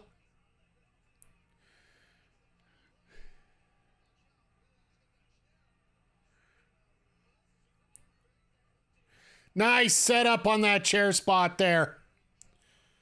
They said that intentional bleeding needs prior approval. If I think, as it said, if you have 8 or stars the ring you want to bleed, do you think they won't get? Yeah, well, Moxley's bleeding, but also, the air has oxygen in it. Think we're probably going to get the same thing.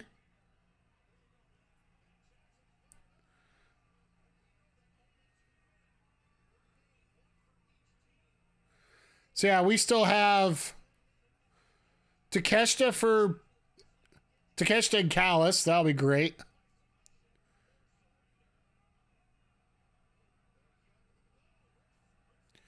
And then Ibushi on the other side. So then once both of them get in, we got about 20 minutes of insanity to go yet. Because I can't see them ending it early. I could see them ending with about 5 minutes to go. To me, that would probably make the most sense. They bleed too hard now. They could be unconscious in 27 minutes. That's fair. That's a very good point, Darth.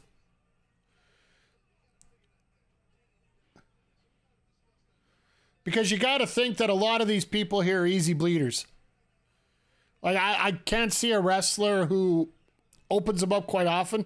Like, even Moxley, like, you'll see the pace of his matches slow down. Like, even, I'm expecting him to slow down in about 10 minutes here. Which usually means that he's probably going to do some stupid spot on top of the cage. Then he'll be out for like half an hour.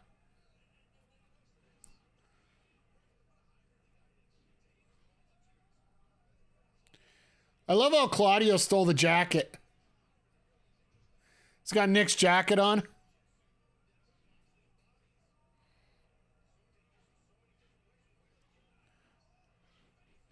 Ow.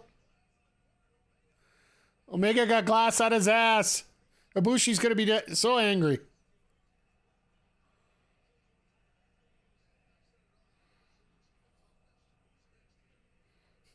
I love how the Bucks are trying to work on Moxley. Moxley's no-sold him.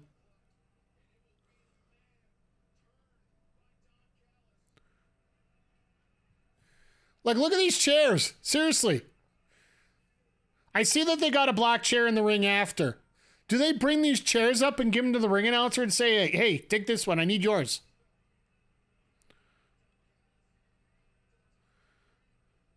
Like, seriously, these plastic chairs are crap.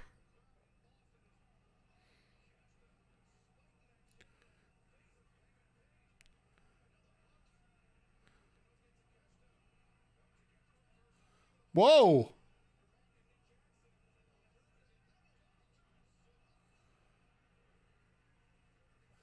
Okay, that impressed me a little bit.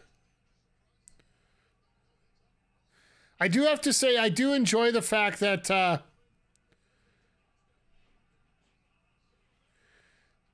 Takeshita is pretty no nonsense. He's going straight after Omega because he's probably following the orders of Callis. Nice lariat. This is a little bit of insanity. Oh my! Oh.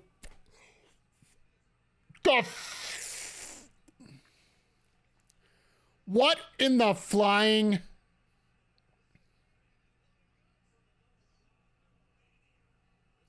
Taz is laughing because he knows, like, Mox is that dumb. He would bring Sang in like that.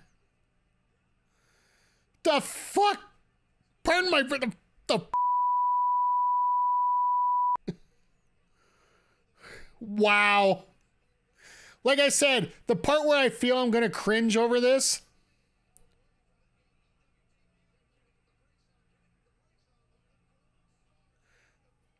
You notice the entire action is stopped?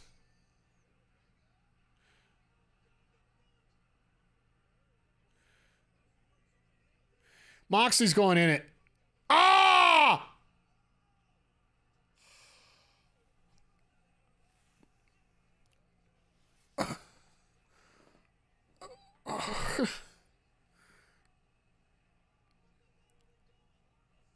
Wow.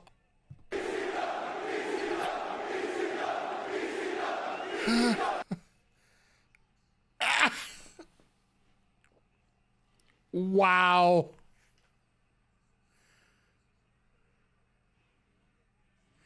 And you can't even, like, to get out of it, you gotta hurt yourself even more to move. Oh my God. Even Claudio's face, he's like, wow.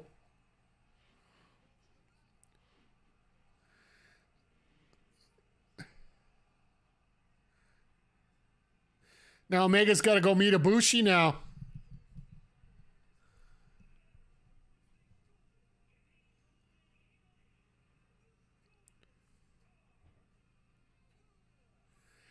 Man, we've been waiting for this for so long.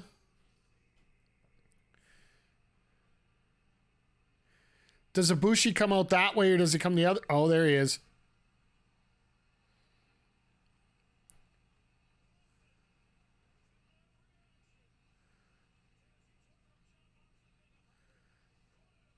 But here's the problem right now.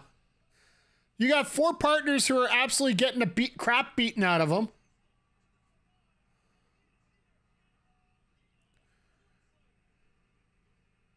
I'm glad that the BCC basically just stopped their attack to see what's going to happen here.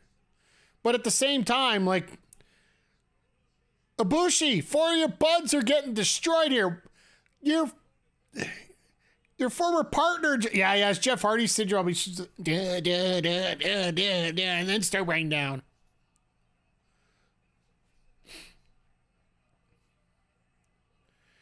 He's right. Oh my goodness.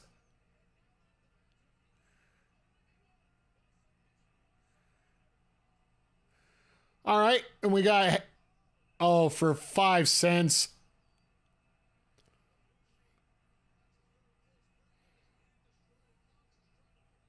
That right hand is something special. What do you...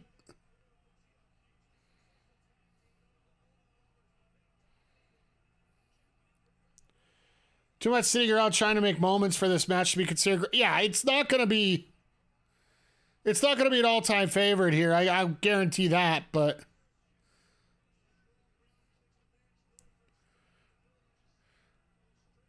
We're going to have to see how the moments play out to see how, like, what the final result of how good this match is going to be honest. Is it going to be the all-time great? No. I can tell you that right now.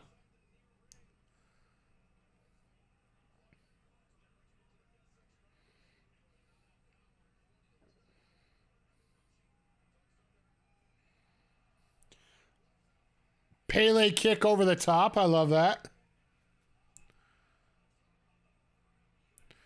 All right, so Nick and Wheeler are going to... Oh, Mox just found... That man has a lot of red on him. Well, Moxley, I'm surprised that he just doesn't have like a spray paint can of blood all over him. Oh, no. Jesus!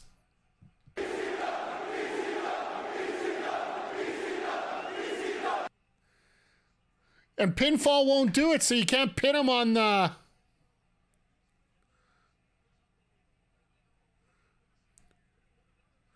But here's the question. Who do you get to submit? Moxley ain't going to give up. He loves this.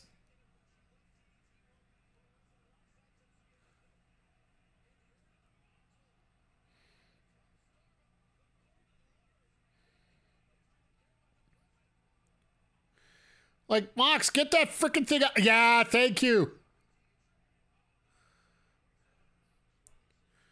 And Moxley's like, yeah, no, we don't need this here no more. Thank goodness. Moxley's back is all, ugh. Like, swear to God, this is a match at a Wrestling Imp. Oh. That hurt. I don't care what anybody says. You get caught like that, that's got to be a hip pointer. And we're going picture in picture once again. This... Ibushi, do yourself a favor. Kick that frickin' board out of the ring. Like, this is nuts. What are they going to do to finish this off? Like, I'm trying to figure out who's going to surrender on either side. Like, Claudio ain't going to give up. Mox is going to do cartwheels anytime anybody does anything. Pat, oh, Jackson's got a shark hat. You know, that boosts his intensity by +6, right? Isn't that how it works? Like Zelda? I don't know. Figure that would be a legit point, but...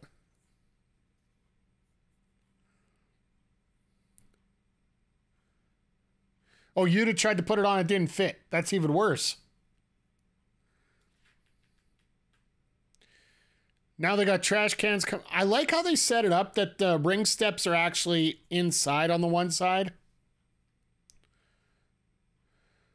So then they have that extra spot under the ring that they can go looking for stuff. How dare somebody steal my gimmick at ringside?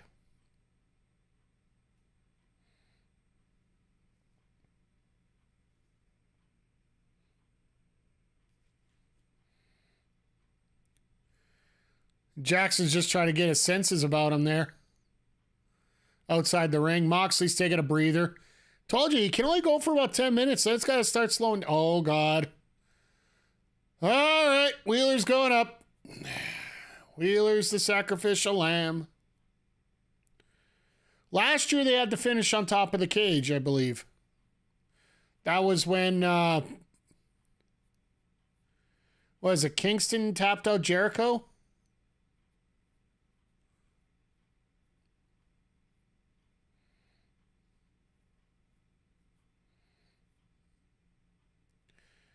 Now, maybe it's just me. Help me out, Chad, if you think about this. Can you honestly say that if somebody invited you up for a fight on top of a cage, like at this point where Jackson's just half a body over, I'd be freaking booting him off the stanchion to come up and booting him straight back down.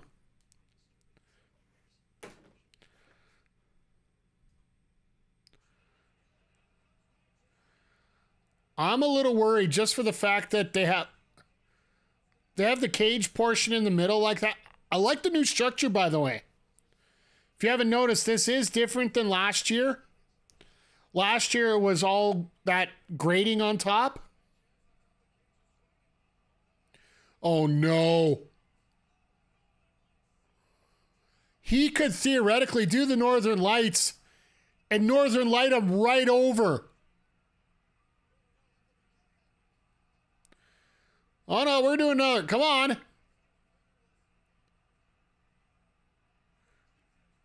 Yep, that's what I was thinking. I'm like, you just Northern Lights him over. Oh, Yuta switches his way at the last moment. Wow.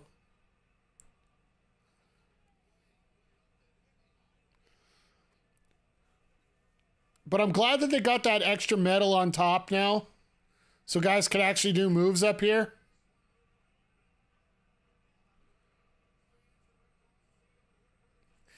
Wow. You guys see what I'm seeing on my screen right now? Like, don't get me wrong. I've supported the Red Cross. We had our charity campaign. We had our charity stream. Thank you to everybody that donated to the cause. But frankly, having a Red Cross advertisement during a blood and guts match, that's about as good as Nick Gage with his pizza cutter right around Domino's ad. Like, seriously.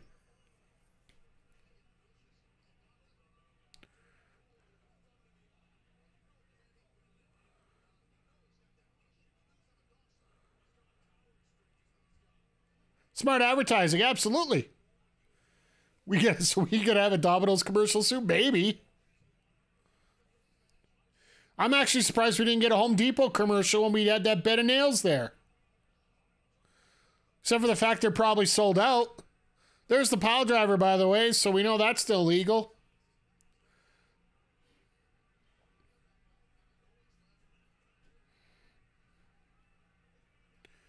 Are we going to get dual pile drivers?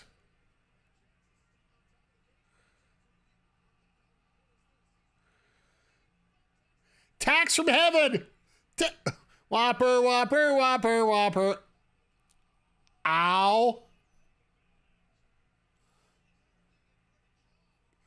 Well, now we know why we didn't get the glass on the other side of the ring. Oh, my.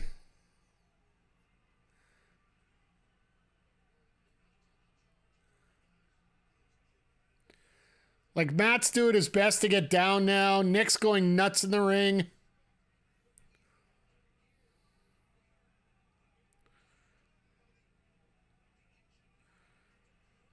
At least these guys aren't playing... PAC ate all that, yeah. Isn't he tap it out? Appreciate the creativity? Yeah, that's definitely one way to put it. They are doing stuff that we haven't seen before. Like the tax from heaven spot. I'll give you that. This might not be the best.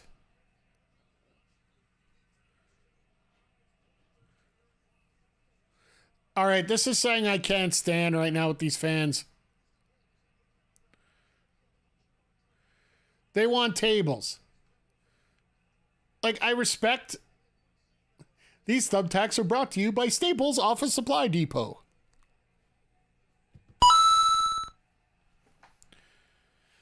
All right, well, they're getting their table. But it's like, why? Tables are tame comparisons. Exactly, like.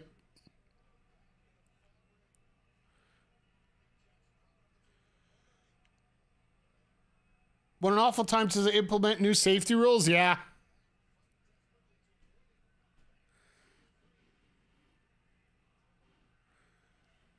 Now they want fire.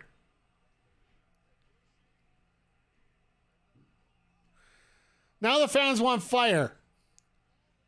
What are they going to want after that?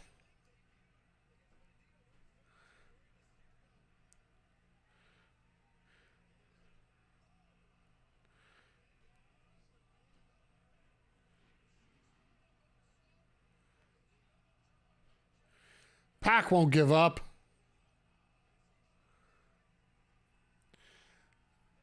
And Nick just ate attack in the wrist.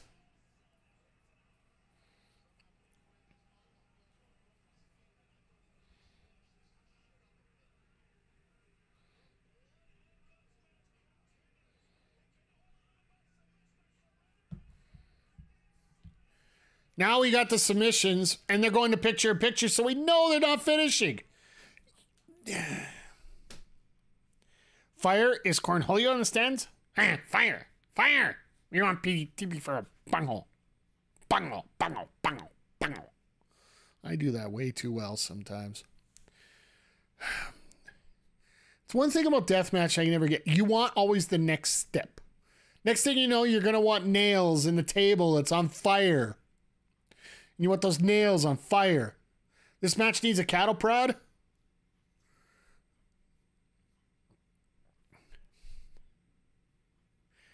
Cattle prod.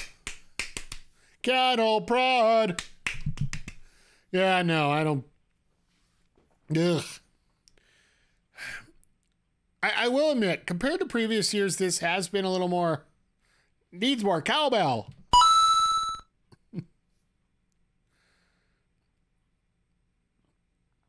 Uh-oh, what do we have here? Double indie takers? Oh my. Into the tax, into the head. Now the Elite are getting too close to winning this, so I got a feeling BCC might pull this out.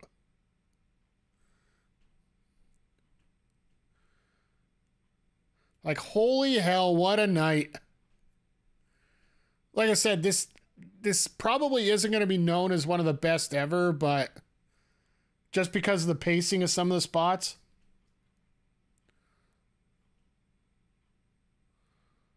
Ibushi and Takeshita, that's a match I just want to see plain old one-on-one.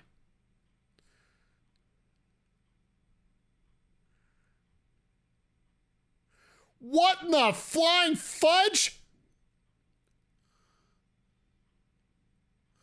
Are you? What the? Holy hell. Watch this.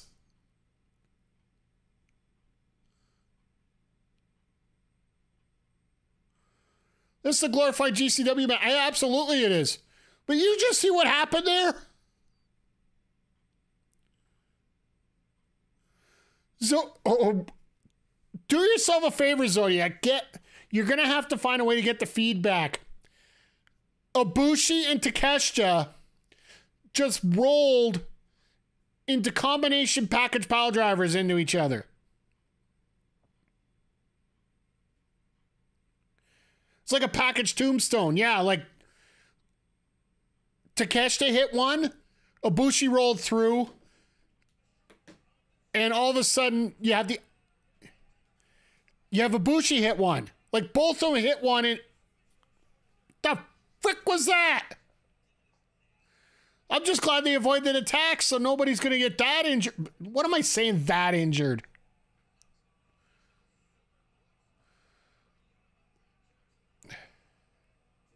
This is just insanity now at this point. And what's Pac doing? Thank you, Tony, for taking the words out of my mouth here. God!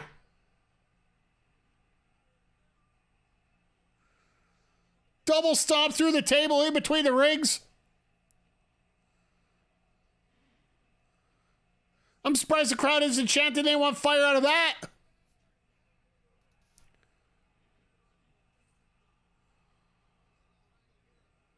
All right, that's a little bit of a car crash. The hell, this whole match has been a bit of a car crash. This is flipping insane. And just, good old Rick Knox just. Like,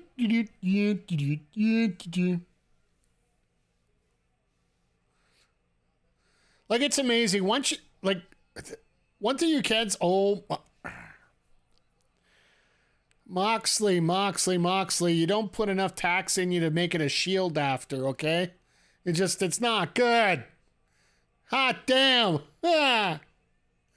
Mox is too big. Oh, I love how Knox is just there fixing furniture while everybody's just trying to wake up.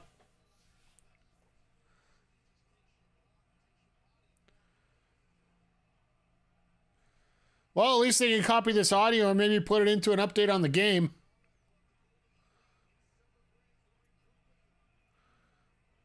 All right, we're getting our final beat now. We got 5 minutes to go.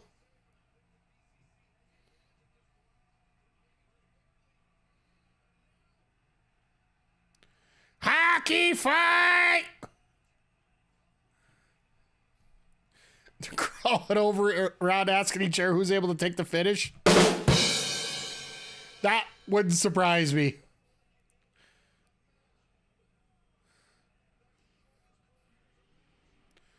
The only one I could think of right now is probably Yuta. I don't see Takeshita doing it. Out of nowhere! Oh my!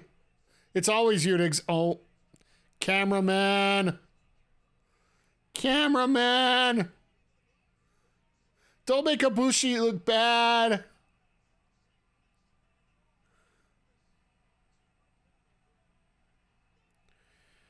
So he's going to hit the one-wing angel on PAC. That ain't going to mean anything right now. Oh my God! Brutalizer out of the one-winged angel. That is a beautiful counter.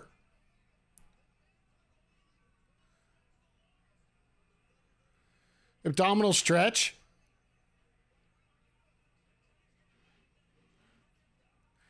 Takeshita to choke. Leg triangle by Mox. Oh, and there's Claudio with the swing.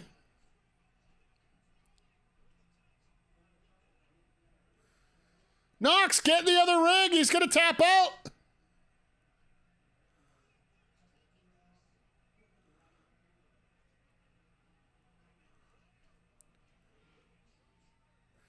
Hey, that was in Canada last week. You're not supposed to do sharpshooter now.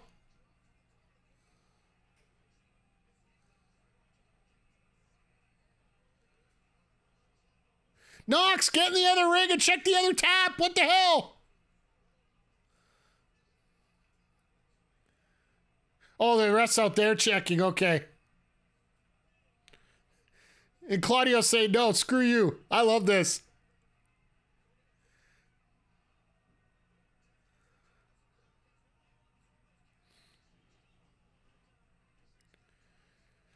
Hot damn. They're just trying to find a way to get to the finish now, it feels. Like, you know how the whole entire match had a nice flow to it? Everybody kept going through the whole thing. And now it just seems like we're getting spot, break, spot, break, spot, break. Well, that camera's toast.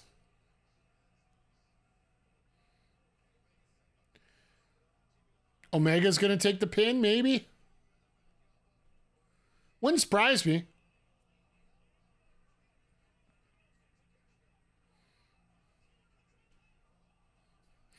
Ha! Claudio, you idiot. Oh, here we go. Here comes the fight.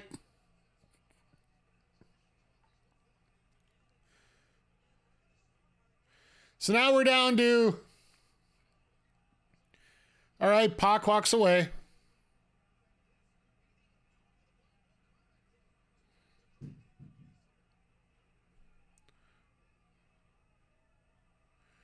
Yep, PAC walks away.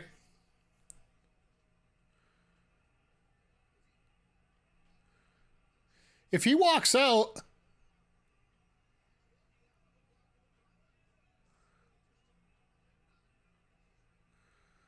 the hell is he doing?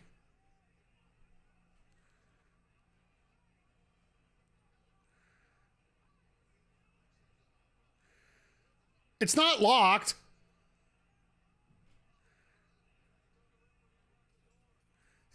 Yeah, I was like, the referee unlocked the door, didn't he? Wait, if PAC is giving up, if he's leaving, would that not mean that that's a submission? Or that's a surrender?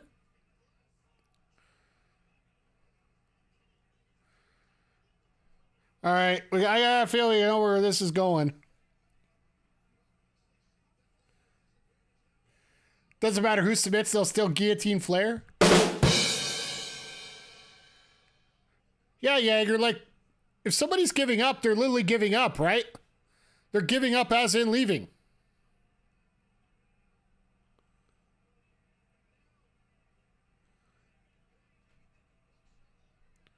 Claudio's looking at him too much.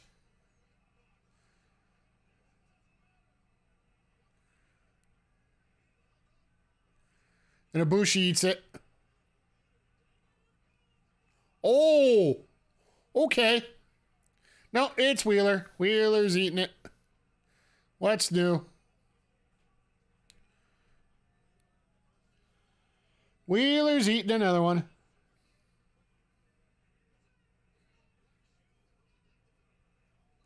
Ah, the good old barbed wire.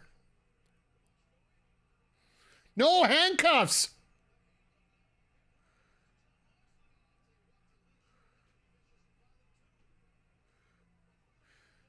Okay. Hey, Savage, thank you for the posture check. Ugh.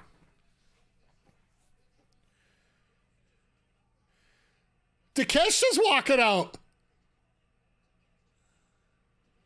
Callis is calling Takeshita out. See, Callis is surrendering too, like...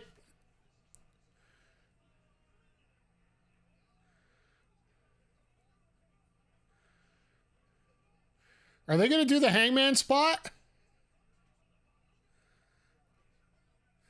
It's got to be Dark Order time. It has to. If we're going to have anything, that's the boot. Yep, there it is. There's the spot.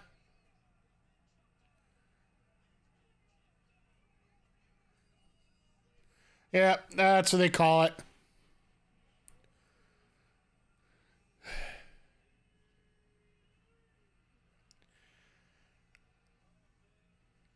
I don't know, guys. Moxley's in the corner looking pissed, which makes sense. I don't know. To me, this just felt very anticlimactic. This felt very... Yeah.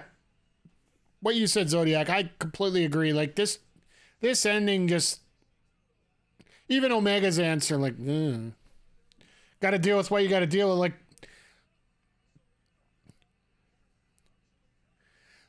the first with Pac leaving, I can get that. Callis coming out and pulling out Takeshita, that just... It didn't... There was no drama to it, and it just didn't feel... It didn't feel right.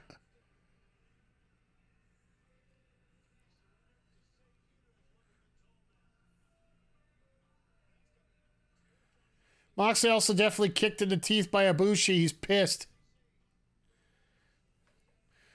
He also definitely got kicked. Yeah, I can see that kick.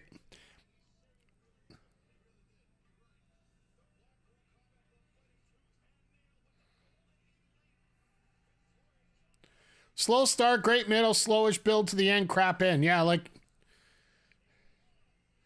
That's the problem with these matches if you're planning to do them for, like, 45 minutes as we go into... Or it's an hour, sorry. I think it ended up being around 50 minutes in total. Sorry, I'm jumping numbers around all over the place. Now Whoa! you experience the full power of the dark side. Thank you, JP Savage. Thank you for the sub. Sub to Chris Parrish.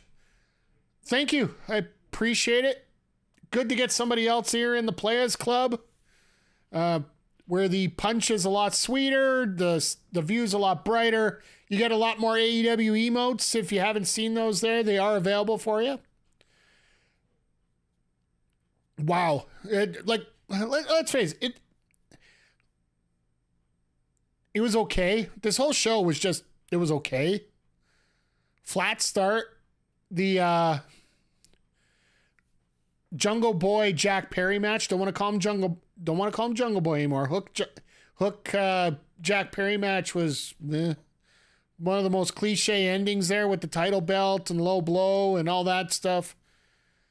I think Taz was doing better acting than Jack Perry was in that match.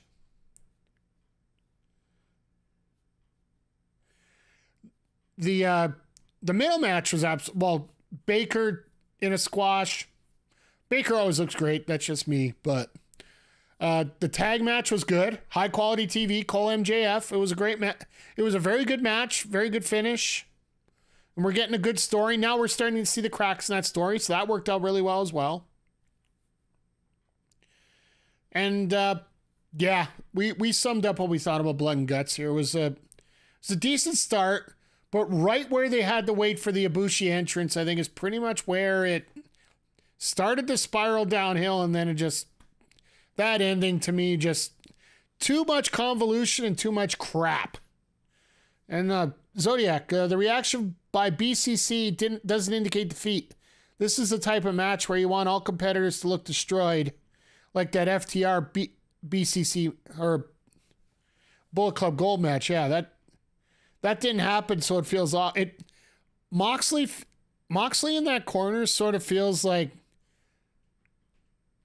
he doesn't feel defeated. He feels like he got screwed. That's probably what he's going to be using more than anything going forward on this. He's going to make it feel like somebody screwed him out of a victory here with those handcuffs, right? So he has built an excuse. He has partners who are idiots that can't get along, so 2 guys left. That's an excuse. I got a feeling that there's going to be a visit by one Bryan Danielson coming back and say, you know, you guys are better than this. What the hell is this crap kind of thing? And they're going to have to do some kind of turn here. Yuta's taken a lot of pins. I think Yuta is a weak link. Yeah, like, here's the thing. Who else do you put in that? Once Takeshita left, we knew everybody knew Wheeler was taking it. Because Claudio's not going to take it 2 days away from ROH pay-per-view with a World Heavyweight title match. Moxley, well, he could take it, but could he really in this kind of match? This is like the ultimate boss in Final Fantasy, I guess. I'll use that. It's like Sephiroth. Well, you know what? Let's put it this way. Moxley in Blood and Guts is like the final boss in Dark Souls when you haven't even leveled up once. There is no freaking way Moxley's taking a surrender on this match. He'll do cartwheels before he gives up. He'll be like Mankind. He won't submit. He'll just pass out from the pain. Wheeler's the one taking it. And it sucks because Wheeler is such a great player. A good athlete. Great player. Great team player. That he's willing to take all these for this cause. It's not really going to hurt him for the fact that they got that screw job ending there. It's just the match ultimately sucked. I think that's the best way to put it. It ultimately sucked. You want a good start. You want a good finish. The middle, if you got a spot or two that you're going to remember, PAC was doing everything for that team in terms of, the athleticism in the ring. You had Moxley with the violence. You had PAC with the athleticism. You got Takeshita with the striking. Claudio with the power. And then Yuta just sort of being a general around the outside, running everything. Like, everything was running like a well-oiled machine. Then all of a sudden, Omega does that little sidestep. And Claudio's an idiot enough to hit an uppercut into PAC in the corner there, which started all that BS. And, PAC just literally walked out, even though, for half the match, the gate wasn't even locked. Which, I don't know. That's one little bit of stress I don't really think we should stress over that much. Let's hope it's the end. Let's hope we move on. Let's hope that's the thing I'm feared of the most here. Because of the screwy ending, there might be a possibility we might not move on from this feud. Because we still got Elite Dark Order that I really want to get into here at this point. Because to hell with this BCC Elite. It's going on way too long and it's way too painful to watch. Because there's nobody on either team that really wants to lose, especially in a match like this. And there's too many other storylines with too many other good wrestlers that we could have included in this. But